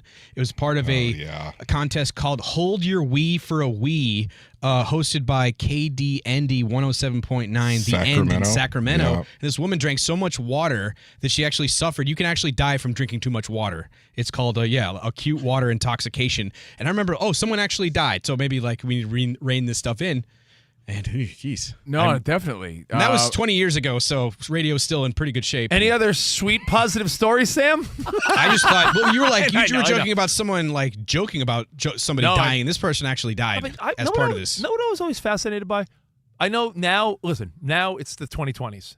Even in the 2000s and the late 90s when I first started radio, not everyone had tattoos the way they do now. No. Like now, every youngster has a tattoo. I was always so fascinated how people they would get like a tattoo to win concert tickets. Like they would do those promotions on like a rock station, like, yeah, if you get a tattoo at the rock station, you win tickets. Well, like, think about it. If you weren't in line early enough at Ticketmaster or, the local CD store, wherever they were giving up or getting tickets, you had to try to win them. So people would be willing to do anything. Yeah, the secondary market was scalpers. So outside you were the venue. using the radio to try to get in. Can I tell you from a personal standpoint? And I'm okay with it because we have a hell of a life and career now. But radio podcasting is huge. But before influencers and social media, we were like even cooler. Yeah. Like I really like Danny, before there were influencers, like in your town, like you'd be able to be like, I'm on the local radio station. Could I got like reservations to that cool restaurant? Like, yeah. There just weren't as many options. You get free things. It's just like music. Think about when we were kids, for me, especially with hip hop. There were 10 major hip-hop artists at the time, and I had every one of their CDs. And then I had some underground stuff, but what everybody knew, and then suddenly everybody could start recording. When recording equipment became available for your bedroom, everyone started putting out songs, and then there was 1,000 rappers. And it's just like the same thing with radio and podcasts. Suddenly there was 1,000 podcasts, and so it just watered down what it used to be like. All right, well, the phones are hot, so let's talk to you guys. Yeah, let's not give away all the memories. All the memories. What do you remember about old school radio? Was it the days of driving with your dad and he's listening to sports radio and you're like, who is he listening to? I remember my dad listening to Mike and the Mad Dog all the time. And I'm like, what is he listening to? These two guys talking about the Mets and the Yankees. Hey, good morning. Good afternoon. The Mets and Jesse Orosco. And I'm like, what's Dad listening to? And here we are doing it, right? I really always remember what they look like, though, because we didn't know. Yeah. We didn't know. I always wondered what Cousin Brucey looked like. Yeah, and then I finally met him. He had that reverb, man. Hey, Cousin Brucey. Hey, what's up, cuz? I think that's part of the beauty of broadcasting is like reading a book. You mentally, in your mind, you picture what you think they look like. Yeah. I always wonder if people that read like the Harry Potter books before the movies, do they think like good castings? Because I don't read. Yeah, I heard handsome Dan wasn't as handsome as they said he was. That's funny. Let's go to the phones. Let's start in Virginia Beach. Bill's been hanging on here. Hey, Bill. Hey, Bill. Hey, fellas, how you doing? What's up? Just reminiscing on a Thursday. Yes. So, being a big sports geek out of New York, a couple of things. Getting ready for the Mike and the Mad Dog theme song. Yeah. And also, as a big baseball nut, the big thing for me and my friends was seeing how many baseball games we could listen to on the AM radio at night, and how far we can get, whether to St. Louis or Chicago. Yeah, for sure. Just listen to that. Mike and the Mad Dog. Sports Radio 66, The Fan, WFAN. The jingles were very important. I used to love jingles. No one cares about jingles anymore. For instance, I grew up listening to 100.7 The Fox, KKRQ, and I found one in the system. Cleveland, Ohio. Say, we always had that. Were you born in the 1950s? Well, some say, but that Cleveland, like the way they do that was very much like you're like, oh, that's definitely from a certain time. And the fun fact about Clayton Kershaw's dad, who worked for years at the famous Jingle House in Dallas, where all the radio stations got their jingles. There's nothing better to me still than listening to a ball game on the radio, because it's just, I don't know, something about it, right? That hasn't gone away at all. I still love that. Everybody still does. But something that people used to do that I doubt they do anymore. Like anytime you see an old movie, everybody's listening to the fight on the radio. Oh, and Dempsey hits him with a right, and he gets him with a left. And everyone's surrounded by the radio. People do not do that anymore. I think sports radio, maybe not talk now because of he's got him against the ropes. You know, the iHeart app and streaming and everything. But I think games being called, I like it to sound a little fuzzy. I don't know if it's the old school part of me. I don't want to hear talk radio. Fuzzy, like I want to hear it nice and crisp. Like if I'm listening to a podcast or Fox Sports Radio, I want it crisp. But that AM sound that's a little fuzzier. It's like there's no bass in it. It's a little fuzzy. You want vinyl. You want that analog sound. I like that. If I'm hearing a baseball game, I want to hear it a little fuzzy. I do. But again, we use radio differently now, just in a different way sometimes. So back to the phone. So who do we got, Danny? Let's go to Jay in Maryland. Yo, to Jay. What's up, Jay? Happy National Radio Day. Hey guys, how you doing? This is Jay. I'm nearby Baltimore. What's up, Jay? Baltimore area. And I'm a little older, so one of my a couple of things that I enjoyed the radio when I was a kid was like you mentioned, you try to record. Yep. And I would be listening to like Wolfman Jack with the radio, with the play, record, and the pause button down, because he would play like all the top hits back in the day. And you would think those guys, you would think guys like that were the coolest dudes ever. That's really the truth. And I'm not saying they weren't. I'm just saying, but the way we thought of them then, we're like they were gods. Danny, when you first got on radio, were you like a real radio nerd? Like he said Baltimore, I immediately thought like, 98 Rock, B1027, Mix 97. Like I knew all the stations in every city because I loved radio. Yeah, we would look up all the different radio stations and the market numbers and who was running each station. Yeah, you knew all that stuff. All right, let's go to Kelly in Missouri. Hey, Kel. Hey, guys. I am a sales manager for a local radio station out of Springfield, Missouri. So happy National Radio Day to you. Let's go. There you go. I mean, we all grew up with it, man. We all love it. Absolutely. And I do have a topic. We had a DJ spend the night on the top of a billboard for 48 hours for something called Hungrathon back in the day. Yeah. You got to raise all the food, you got to raise all the money, and the DJ will come down when we hit X dollars or X food. Sleeping bag on top of a billboard for 2 days straight. I remember all those promotions. I remember and again, not to say radio stunts don't exist, but when they were happening, everyone in the city knew about it. Of course, and that was your chance to win. It was big news. Some big bucks. Like Danny, well, give me a name. Give me the number of a radio station you worked at. Just a random one. Like the frequency? Yeah, like 98. 104.7. 104.7. I guarantee there was some point where they're like, come down and its gas is only $1.04. Like they always tied in a gas station promotion too. Like, Q93 with their 93-cent gas. Yeah, all the old school sales strategies. You're in your car listening to radio, you need to get gas. Yeah, that's true. Here's another way that we used to use it that we just don't use it anymore. There's no need, but it was definitely a cool time in history. As LL Cool J said, right? I can't live without my radio. But kids would roll up for sure in the 80s with their boombox, dude. Like, you'll still see it. And I'm telling you, I lived. It's retro now. Or sing outside a girl's window. Or holding it up like Say Anything John Cusack style. But we all had our boombox. It's the one thing I won't let my parents throw away. I got my boombox. It's a sharp boombox. The speakers would come apart. I had a few of them throughout my life. But my uncle would have tons of boom boxes, and he'd be recording off each one and everything. It was like there was art behind it all. The EQs on them. And Monse will love this one. When I was a little kid and my grandmother took me to Dodger Stadium for the first time, and the tickets were like $16, everybody had a radio with Vin Scully's voice up. Yeah. On the LA station, on the Jumbotron, it would say what channel on the AM dial had Dodger baseball. Everybody had Vin Scully tuned in. And it was great because you knew stories about the different players on the other team. You knew exactly what was going on when umpires were fighting with managers, stuff like that. But nowadays you sit there, and unless you have headphones in and you're watching it or streaming it or something, you can't fill in the gaps at a live game. Here's another way that, again, again, it exists, but not the way it did. We would use our radio. Steve Bartman killed that. Yeah, I know. Yeah, right? I don't want to look like that guy. No. And by the way, such great memories, but the drive-in theater, we'd have to tune into a specific frequency to hear the movie. Yes. Which is so anytime we had to do that, I thought that was always the coolest thing. But if you were at a drive-in theater, and again, they're few and far between, but they do exist, that's what it was used for. Let's take one more and then we'll break. The phones are lit, so we'll have a lot of give fun. away a prize. Who else, Danny? Give me one more for now. Give me 10 seconds. You know what? How about this? We're going to take all your phone calls next. Phones are hot. Look at this. All the love for radio. Yeah, they're blowing up. I got to reset all the lines. All right, we will we'll talk some more NFL.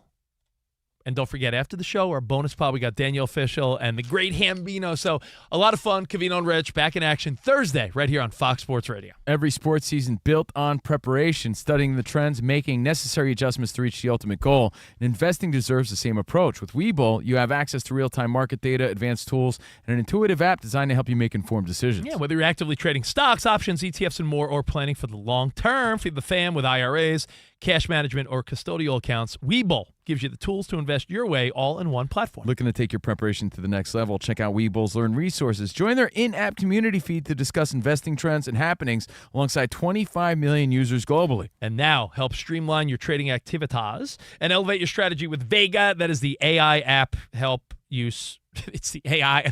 I think I had a shortage there. I think you're using radio to ruin this commercial. Whoa! AI assistant is Vega. You got analysis, watch list, insights, whoa, and alerts when earnings drop. Malfunction.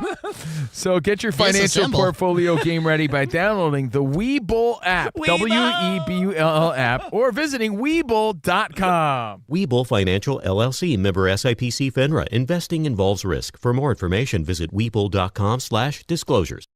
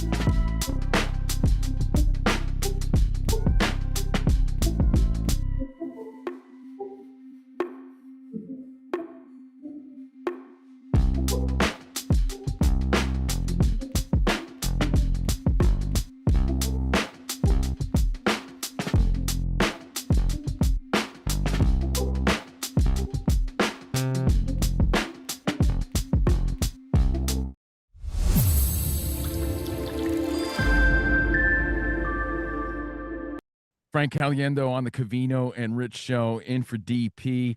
It's always a pleasure. Thanks again for your time, Frank. We appreciate you. Now, John Madden, obviously you talked about him. Have you accepted Nick Cage as the role? Because I feel like last time we talked, you rolled your eyes a little bit about it. No. It's more that people keep talking to me about it. I'm like, me or Nick Cage? I'm picking Nick Cage for my life story. All right. If I could have Nick Cage, hi, I'm Frank Caliendo, and I'm the guy who does a John impression. John Madden, John Gruden, doesn't matter. Boom! Use it where you will. Dude, it is kind of tough, though, because you still see the Nick Cage. His face is so famous. We've actually interviewed Nick Cage, right? And from our perspective, imagine him sitting like right across the table from us. And like the whole time I got all these questions lined up, but I'm looking at his famous face and it's throwing me off. Like there's Nick Cage right there in a white t-shirt and his face is so famous. I think that, you still see it, even though he gained all that weight and the prosthetics and everything else, you still see his face in John Madden. Why do you keep really curious? Why do you keep asking me about Carrot Top? I don't understand this line of questioning. Exactly. Yeah. I mean, he's so famous. I mean, people, when you're that famous, I don't know how much of a regular life you can have. So I think I told you guys this. They called me to have a Zoom call with Nicolas Cage about that movie. And I was like, no. They're like, why not? I was like, because I want to hang out with Nicolas Cage. I want to go. If I'm going to, give him the Madden recipe, if I'm going to talk about where you put the voice in your mouth and sound like it sounds like you're eating a full lemon right there, and you're not getting rid of lemons, just not a Starburst, a full lemon, just like Will Sasso. Boom. So if I'm going to give that up, I want to hang out with him for a day. I want to walk around and see his exotic animals. Here's my monitor lizard, Frank. What would John Madden say? That I want to go through that. I want to have the Leslie Stahl walk and talk. That's what I want to be a part of. So, but they just went on. I think he's going to sound kind of like Nicolas Cage. Boom. That guy looks like he just got hit by a freight train. Yo, Frank, I got to ask you, one of my favorites you did, one of the last times we talked, we were having some fun with Romo, who got in some trouble lately. Oh, Jimmy. Oh, yeah. Jim. We're going to be working at the Jimmy John's just so I can say Jim. Here we go, Jim. Oh, no. I really like Romo. So I don't know. And he grew up from me, not that far. That all happened in Burlington, Wisconsin. And I grew up in Waukesha. That's like, just a little bit down the road. So, yeah, I don't know. I feel bad kind of ripping into people. I don't know what's happening with him, right? Is he just like, I don't know. They're rearranging CBS's like partnerships in the booth. So I don't know. I like Romo in the booth himself. I was going to say, because you were very quick to do a great Romo. Are there some guys that maybe they just don't have anything distinct about their voice? Like, I haven't heard anyone do like a Tom Brady. Are there some people where it's like, hey, he really does nothing interesting with his voice? He's just got he's a regular guy. Are there people like that? Yeah, there's lots. You don't see me or anybody else doing impressions of them.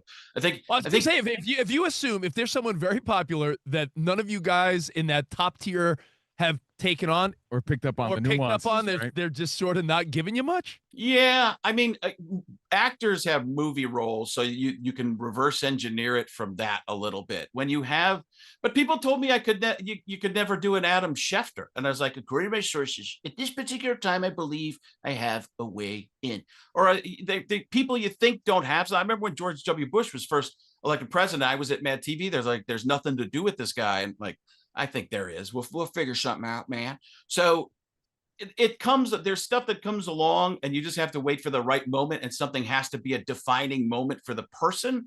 And then I think there could be some. Tom Brady, he does have a relaxed, kind of almost vocal fry type of voice at times. So there's probably something to do with that. But what is he? What's the thing that you're making fun of? Him being a great looking guy that's got tons of money.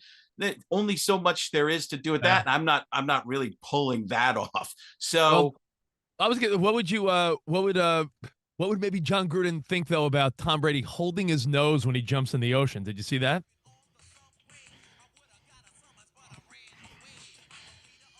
Keeping you on the go.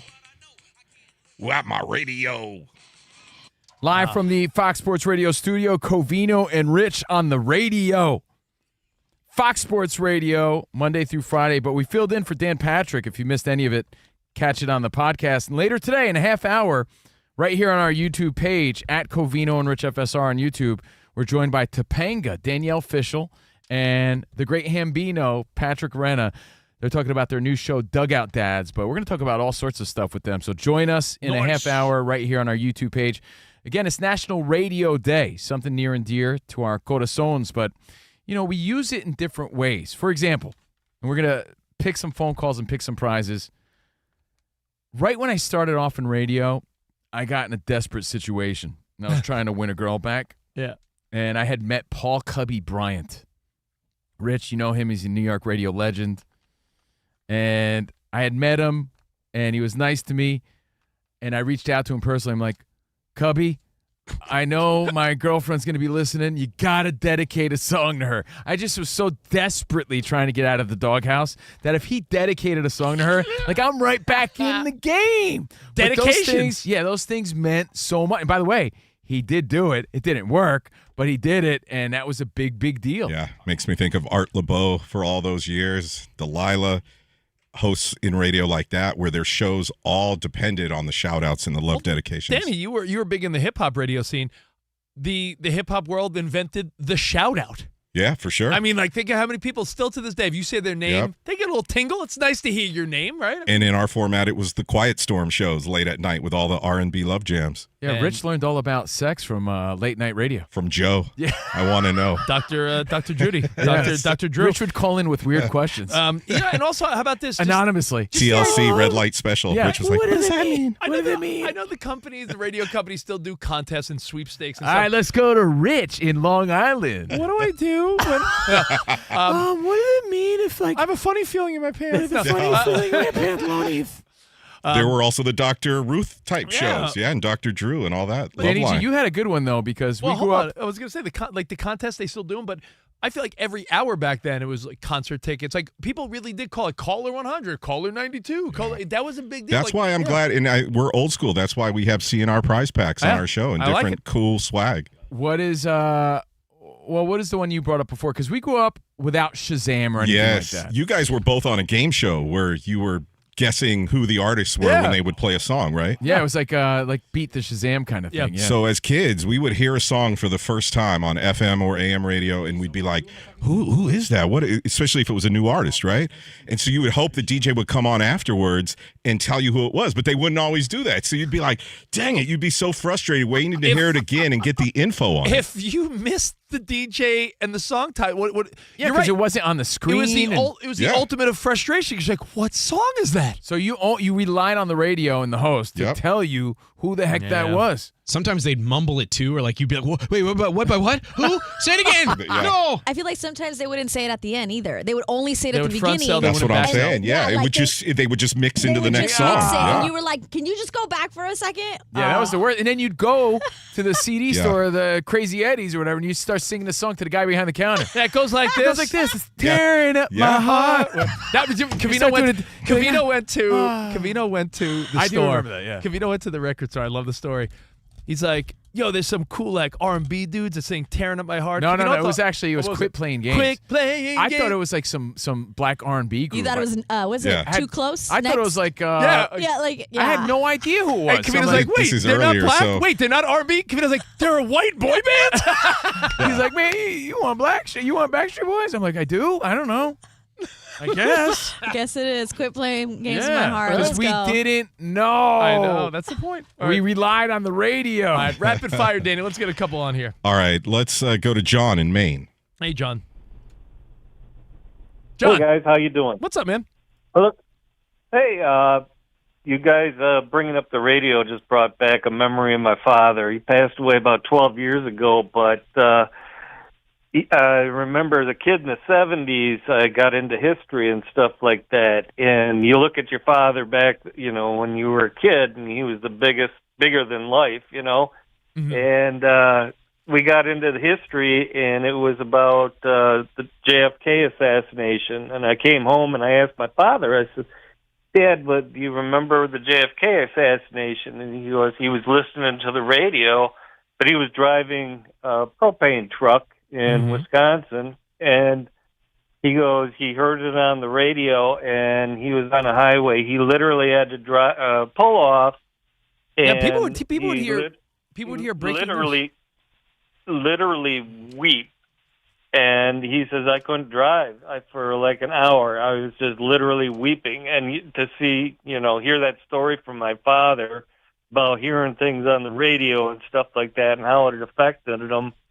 Dude, I think that's worthy of a prize because you unlocked the memory for me too, and I think that's really relatable. Like, because we do associate a lot of those memories with our grandpappies and our fathers and things like that because they were glued to it because it's all they had, right? Dude, how about 9/11's coming up? Remember all the radio coverage and DJs crying? You kidding me? Yeah, it was woke wild. up to it. Woke up to Howard talking about it. Like, whoa, what's going on? But that's such a great call because how many times did we go up hearing our fathers, especially, say, "Yeah, I heard it on the radio." Like, "Hey, where'd you hear that? I heard it on the radio." Hey, guess what I heard on the radio? That's where they were getting all their information. And then you had to break it to your dad. Yeah, I'm on the radio. I'm on the radio. Don't believe it too yeah, much. don't believe everything. But, we always got the rest of the story. Like, we learned about... Shout out Paul Harvey. Yeah, Paul. We learned about Chuck Norris or whoever he was talking about, from Paul Harvey, and we got the rest of the story. So we used it in a much different way. It's still killing, but in a much different way. Yeah. All right, let's Happy go. to be on the radio. Let's go quickly here. Crossfire, Michael in Phoenix. Hey, Mike. Mikey. Hey, guys. What's up? What's up, man? Thank you. I'm going to throw it back a little bit. Radio promotions you were talking about Yeah. Yep. sometimes go wrong. 98.7, The Loop in Chicago. Steve Dahl did Disco Demolition Night. Yeah, with all the, like when they burn the albums. Yeah, 98 cents to get into a doubleheader. Yeah, there's a documentary about that. Yeah, we all saw That's a that. good one. All right, you know what I thought of? Bumper stickers. No one wants to put anything on good their one. car now because it's like, I think we've all established. How like, do you get people to whip them out nowadays? Remember Opie and Anthony had they had the WOW stickers, whip them out Wednesdays. They encourage girls to, you know. We did sticker stops where our listeners lined up in their cars. We paid them. We gave them envelopes, slapped a sticker on their car, and it could be up to $100 bill in the envelope. They, in New York, Danny, if you were driving around Jersey, New York, Long Island, Connecticut, Z100, we'd be like, put that Z100 sticker on. If the promotion team sees you, they'll pull you over and give you $100. The prize now, patrol. Are you putting a bumper sticker on your car no matter what the show or channel or anything? No way. I can't imagine people would put a bumper sticker on their car. It had to be for like $1,000. Not the $10,000. The bumper sticker? Give me a break. It's got to be little. It's got to be for thousands. I'll give you a little That's old school brand Because if building. they don't see you, you just got that on there for no reason. I wouldn't even put how long do you last with it? I wouldn't even put a window decal or anything of our own show on my car. Like, I don't know. Come on. All right. I'm gonna stick one Let's that do says one more and then CNN. we'll go to Monse. All right, for right now, let's go to White Iced Tea in Tampa. White iced tea. What's up? Guys, thank you for taking my call. I heard you guys talking about old school radio memories, and I had to call in because it's a legend that I still listen to till this day, who I think is a Mount Rushmore broadcaster. And when I say his name, I know for a fact there's people listening to your show that are driving that are going to throw up in their mouth. Oh, who is it? Let's hear it. And it's the greatest broadcaster of all time, Bubba the Love Sponge. Hey, let me tell you. He's been such an influence to us. He was always cool with us. We worked with him. Who's this guy? White Iced Tea, and I'm guessing Bubba gave him that name. Hey, White Iced Tea. He did. Bubba, send our love, man. Send our love. Bubba used to call us. He used to go. Hey, he used to call Covino Camaro. Hey, Camaro and Rich. Camaro and Rich. He mentions you guys quite often on his show. Yeah, just about how cool you guys was. You know, especially when he brings up memories of the old serious days. Yeah. He we was. learned a lot of tricks from him that we use till this day. Can I tell you what Bubba the Love Sponge taught us? Cranberry juice was called. No, the Iggy. The Iggy. Like when Rich is embellishing a story. Hey, I use Iggy too. Do you really? You know what the Iggy is? The Iggy Every is. day. Let's say Rich is embellishing a story, which he often does. Stop it. If I he do gives not. me the Iggy, which is this, Just pull that your means eye it's down like a I little gotta bit. I just gotta roll with it. Like roll with me, like Monse. Yeah. Remember we were at that the part. inside Iggy. Yeah. Thank you, brother. You know what? White Put him Iced on Tea, hang on the line. We're going to get you a C&R grilling apron. All right, sounds good. Let's Thank you, buddy. Let's go to Monse for an update. Monse. All right, guys. Now, if I said Monse, remember that time we were at that bar and everyone was trashed? If I pulled down my eye a little bit, just roll with me. Yeah. That's the Iggy. That's the Iggy. That's the okay. Got you. Good to know. Like roll with me. Roll with me. Don't All correct right. me. I've got news for Covino from the Yankees, actually. So Aaron Boone told reporters that Aaron Judge has been cleared to begin his hitting progression. Nice. Yeah, he's been injured since early June because of that right rib stress fracture. So maybe we'll see him soon. We're not seeing any Yankees action right now. They're taking on the Orioles. Actually, officially underway Nice. in the first inning. Are There they was going a weather to delay. steal more home runs from Pete Alonso? They might. That They might. was the weakest. Look, I am a Yankees fan. Through and through. Pete Alonso was robbed of a home run. Yeah. What's the point of having replay if they're not going to get it right? It was so fair. It's crazy. They called it foul, went to the film, and they said, no, we're sticking with the call. It was a fair home run. Very unfair for Pete Alonso. Absolutely. Other scores in baseball today, fellas. Brewers over the Mariners 7-4. Braves took down the White Sox 2-0. Guardians over the Giants 5-2. Now, we do have NFL preseason action, 2 games. Raiders and Texans at 8 Eastern, and at 10 Eastern, it's the 49ers and the Chargers. You can expect to see the first overall pick, Fernando Mendoza. He's expected to play in at least the first half of tonight's Raiders-Houston's game. Lions tight end Sam Laporta could miss the start of the regular season with a hip injury that will keep him out of practice practice for the near future. Eagles first-round pick wide receiver Mekhi Lemon returned to practice today after missing time with a hamstring injury. And in the NBA, James Harden has agreed to a 3-year deal worth $97 million to return to the Cleveland Cavaliers. Thank you. Back to you guys. Monse, Thank you, Monse. fill in the blank. You can't get hurt if you don't Try. play.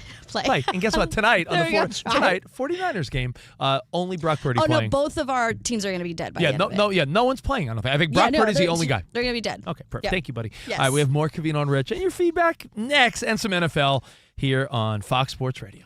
Now, on September 2nd, DraftKings Game Day arrives with massive deals and exclusive offers and an all-day celebration built for sports fans. The DraftKings Sports app is now live in all 50 states. One app, every sport, all 50 states.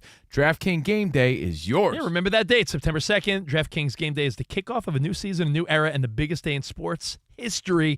New DraftKings customers sign up with code CRSHOW and get ready for DraftKings Game Day. That's code CRSHOW in partnership with DraftKings. The crown is yours. Bet with DK Sportsbook. Gambling problem? Call 1-800-GAMBLER. 1-800-MY-RESET. Connecticut. Call 888-789-7777. Visit ccpg.org. On behalf of Boot Hill Casino in Kansas, bet tax pass-through may apply in Illinois. 21 plus, void in Canada. Event contract trading with DraftKings Predictions involves risk of loss. Availability varies. Predictions offer void in New York. Terms at dkng.co/audio. Nationwide based on sportsbook, predictions, and free-to-play sports contest availability. Varies by state.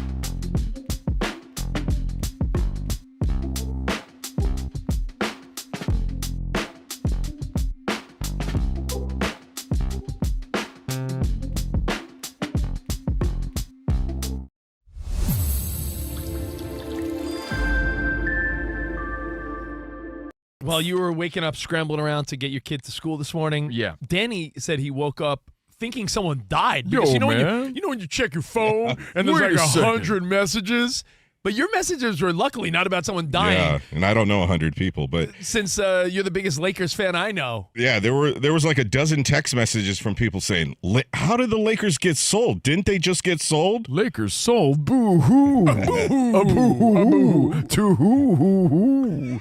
A boo. First of all, I don't sound anything like your impersonation. Danny was all sad about it.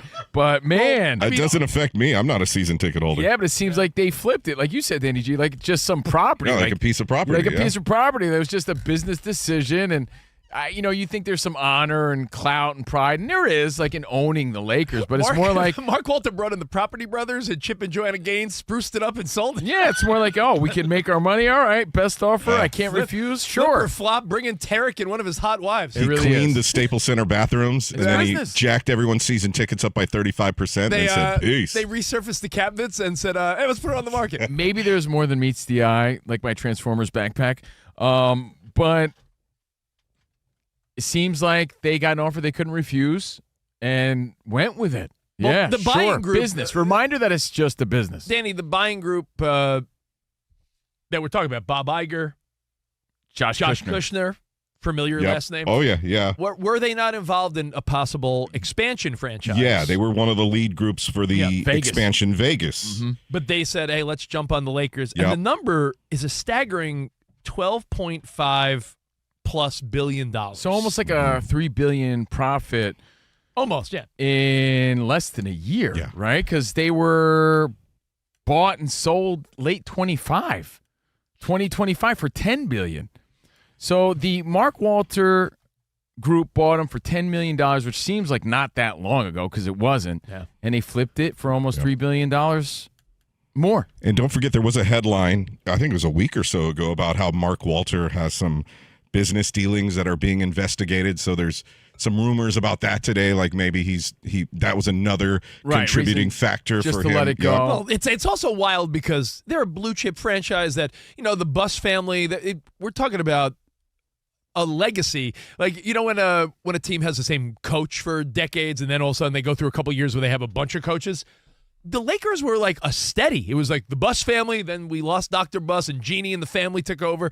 So for a long time, that was there was a changing of the guard with her brothers, remember, and then her. But there was such a consistency with that family at least. And now within a year, essentially, you got two new owners.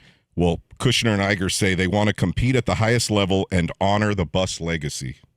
Well, that's got to be good. I know to hear. locally there's some buzz that Iger in other dealings has been a little bit of a cheap wad, so they're hoping that he Mr. Disney opens up the wallet. But I want to point out something, Danny. I know you have a bunch of fun facts about these teams and the value, but I was looking up something because it's so apparent to me.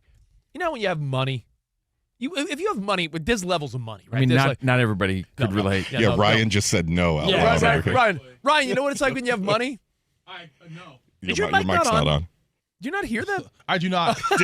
He doesn't have a mic. He doesn't have money. Ryan's like, it costs money to turn this mic on. Yeah.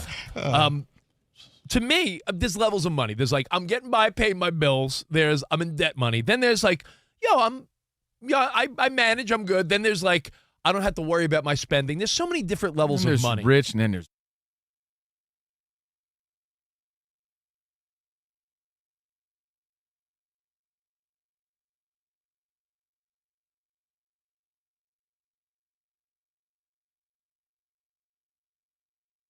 whoa, radio. And you sit there being like, man, I hope the DJ tells me who this is so I can find it and buy it.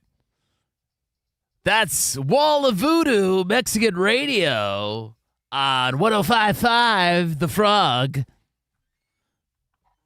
Such a great one. I love that. Covino and Rich on Fox Sports Radio National Radio Day. You know what I'm going to do?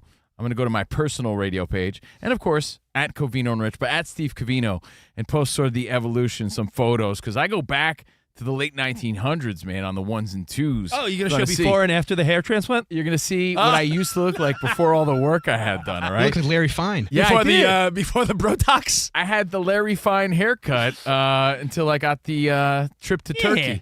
So at Steve Covino, check it out. But thanks again, National Radio Day with Danny G, Sam, Monse's here. And again, live from the Fox Sports Radio studios. Time to get your financial portfolio game ready with Webull. Get powerful investing tools and real-time data all on one platform. Get started by downloading the Webull app today or visiting Webull.com. Webull Financial LLC, member SIPC FINRA. Investing involves risk. For more information, visit Webull.com/disclosures. Now remember, we close out the week tomorrow. What a week! Filling in for DP. Crazy week. Tomorrow we got Brainwave, more prizes, and Weekend Hobnob, and getting you ready for the weekend. And in 9 minutes, we're joined by Patrick Renna and Danielle Fishel, Topanga, on our bonus pod at Covino and Rich FSR on YouTube. Danny, let's do one more quick one. We're running out of time. Well, I promise. 2, 3, go ahead. Bruno was next in line. Bruno, go quick in Arizona. What's up, Bruno? Okay. All right. Well, growing up in a small town in Arizona in the early 80s, I can remember having this little AM transistor radio, and I would put it under the pillow in the middle of the night to catch all the sports scores. And I would get stations from thousands of miles away, like Chicago and San Francisco, That's awesome. in a little town in Arizona on this little AM radio. It was just incredible. Yeah. Because of the atmospheric skip. That's why you could get those stations from way far away in the evening. That, dude. All right, who else we got? All right, let's go quick with Manny in El Paso. Yo, Manny in the Paso. What's up? Guys, love you guys. Quick story. So, speaking of Mexican radio, my dad changing the oil as he's teaching me. He's hearing Antonio Aguilar songs. Also, he was listening to Dodger games because he's a big Fernando Valenzuela fan. So that's where I would hear the sports in Spanish. But the one I remember most, we would visit my uncle in Juarez, Mexico, and my brother and I were listening to the radio. One of the best games we ever heard on radio was when Buffalo came back on the Houston Oilers to win 52 to whatever. That's what I got, guys. Love you guys. Bye-bye. Thank you. Speaking of Mexican radio, we already said you got news from the radio. And we still do, but the saddest scene ever is when Bob from La Bamba finds out Richie Richie died died. on the Richie! radio. That is the weakest, most hurtful scene of all time. And then laws were put in that the families had to be notified yeah. first. Yep. Not All right, my let's Richie! wrap up the show with Steve in Big Bear, California. Yo, Big Bear, what's up, man? Hey, fellas. Hope you're having a great day. Real quick here, back 1975, I was 12 years old, had a buddy call a radio station, won tickets to see Kiss. It was being held at Six Flags, which was back then, it was just Magic Mountain. The Colossus was just being built. So pretty cool. That's awesome. Yeah, we all remember these old school radio days. Thanks for reminiscing with us. And now tonight we turn our attention. Danny G, we watching more Mendoza? Yeah, he gets the first half of the game. So here's the plan. Against a really good Texans defense. Here's the plan. Go get a little snack, get a little food, right? Go watch Mendoza. And then tonight after that, Danny, Niners game, Niners-Chargers. Let's see what Herbert could do in a series or so with the McDaniel offense, right? Against my Niners, Brock Purdy's going to get a few touches. Harbaugh says he's the greatest quarterback of all time. Of all time. Niners, you're going to get to see Brock Purdy throw to Debo again because I think those are the only two guys you know that are starting for the Niners. Kittle, McCaffrey, all those guys are not playing at all. They're still resetting. But you might get to see some Stripling too. Maybe Stripling catches his first official passes from Brock Purdy as well. So you get to see a little bit of everything tonight. Two good games. And in 5 minutes, so join us now on YouTube at Covino and Rich FSR. We're going to be interviewing Patrick Renna and Danielle Fishel on Overpromised episode 152. Perfect. Until then, have a great night. Arrivederci, baby. See you in the Overpromised land. Goodbye. Let's go.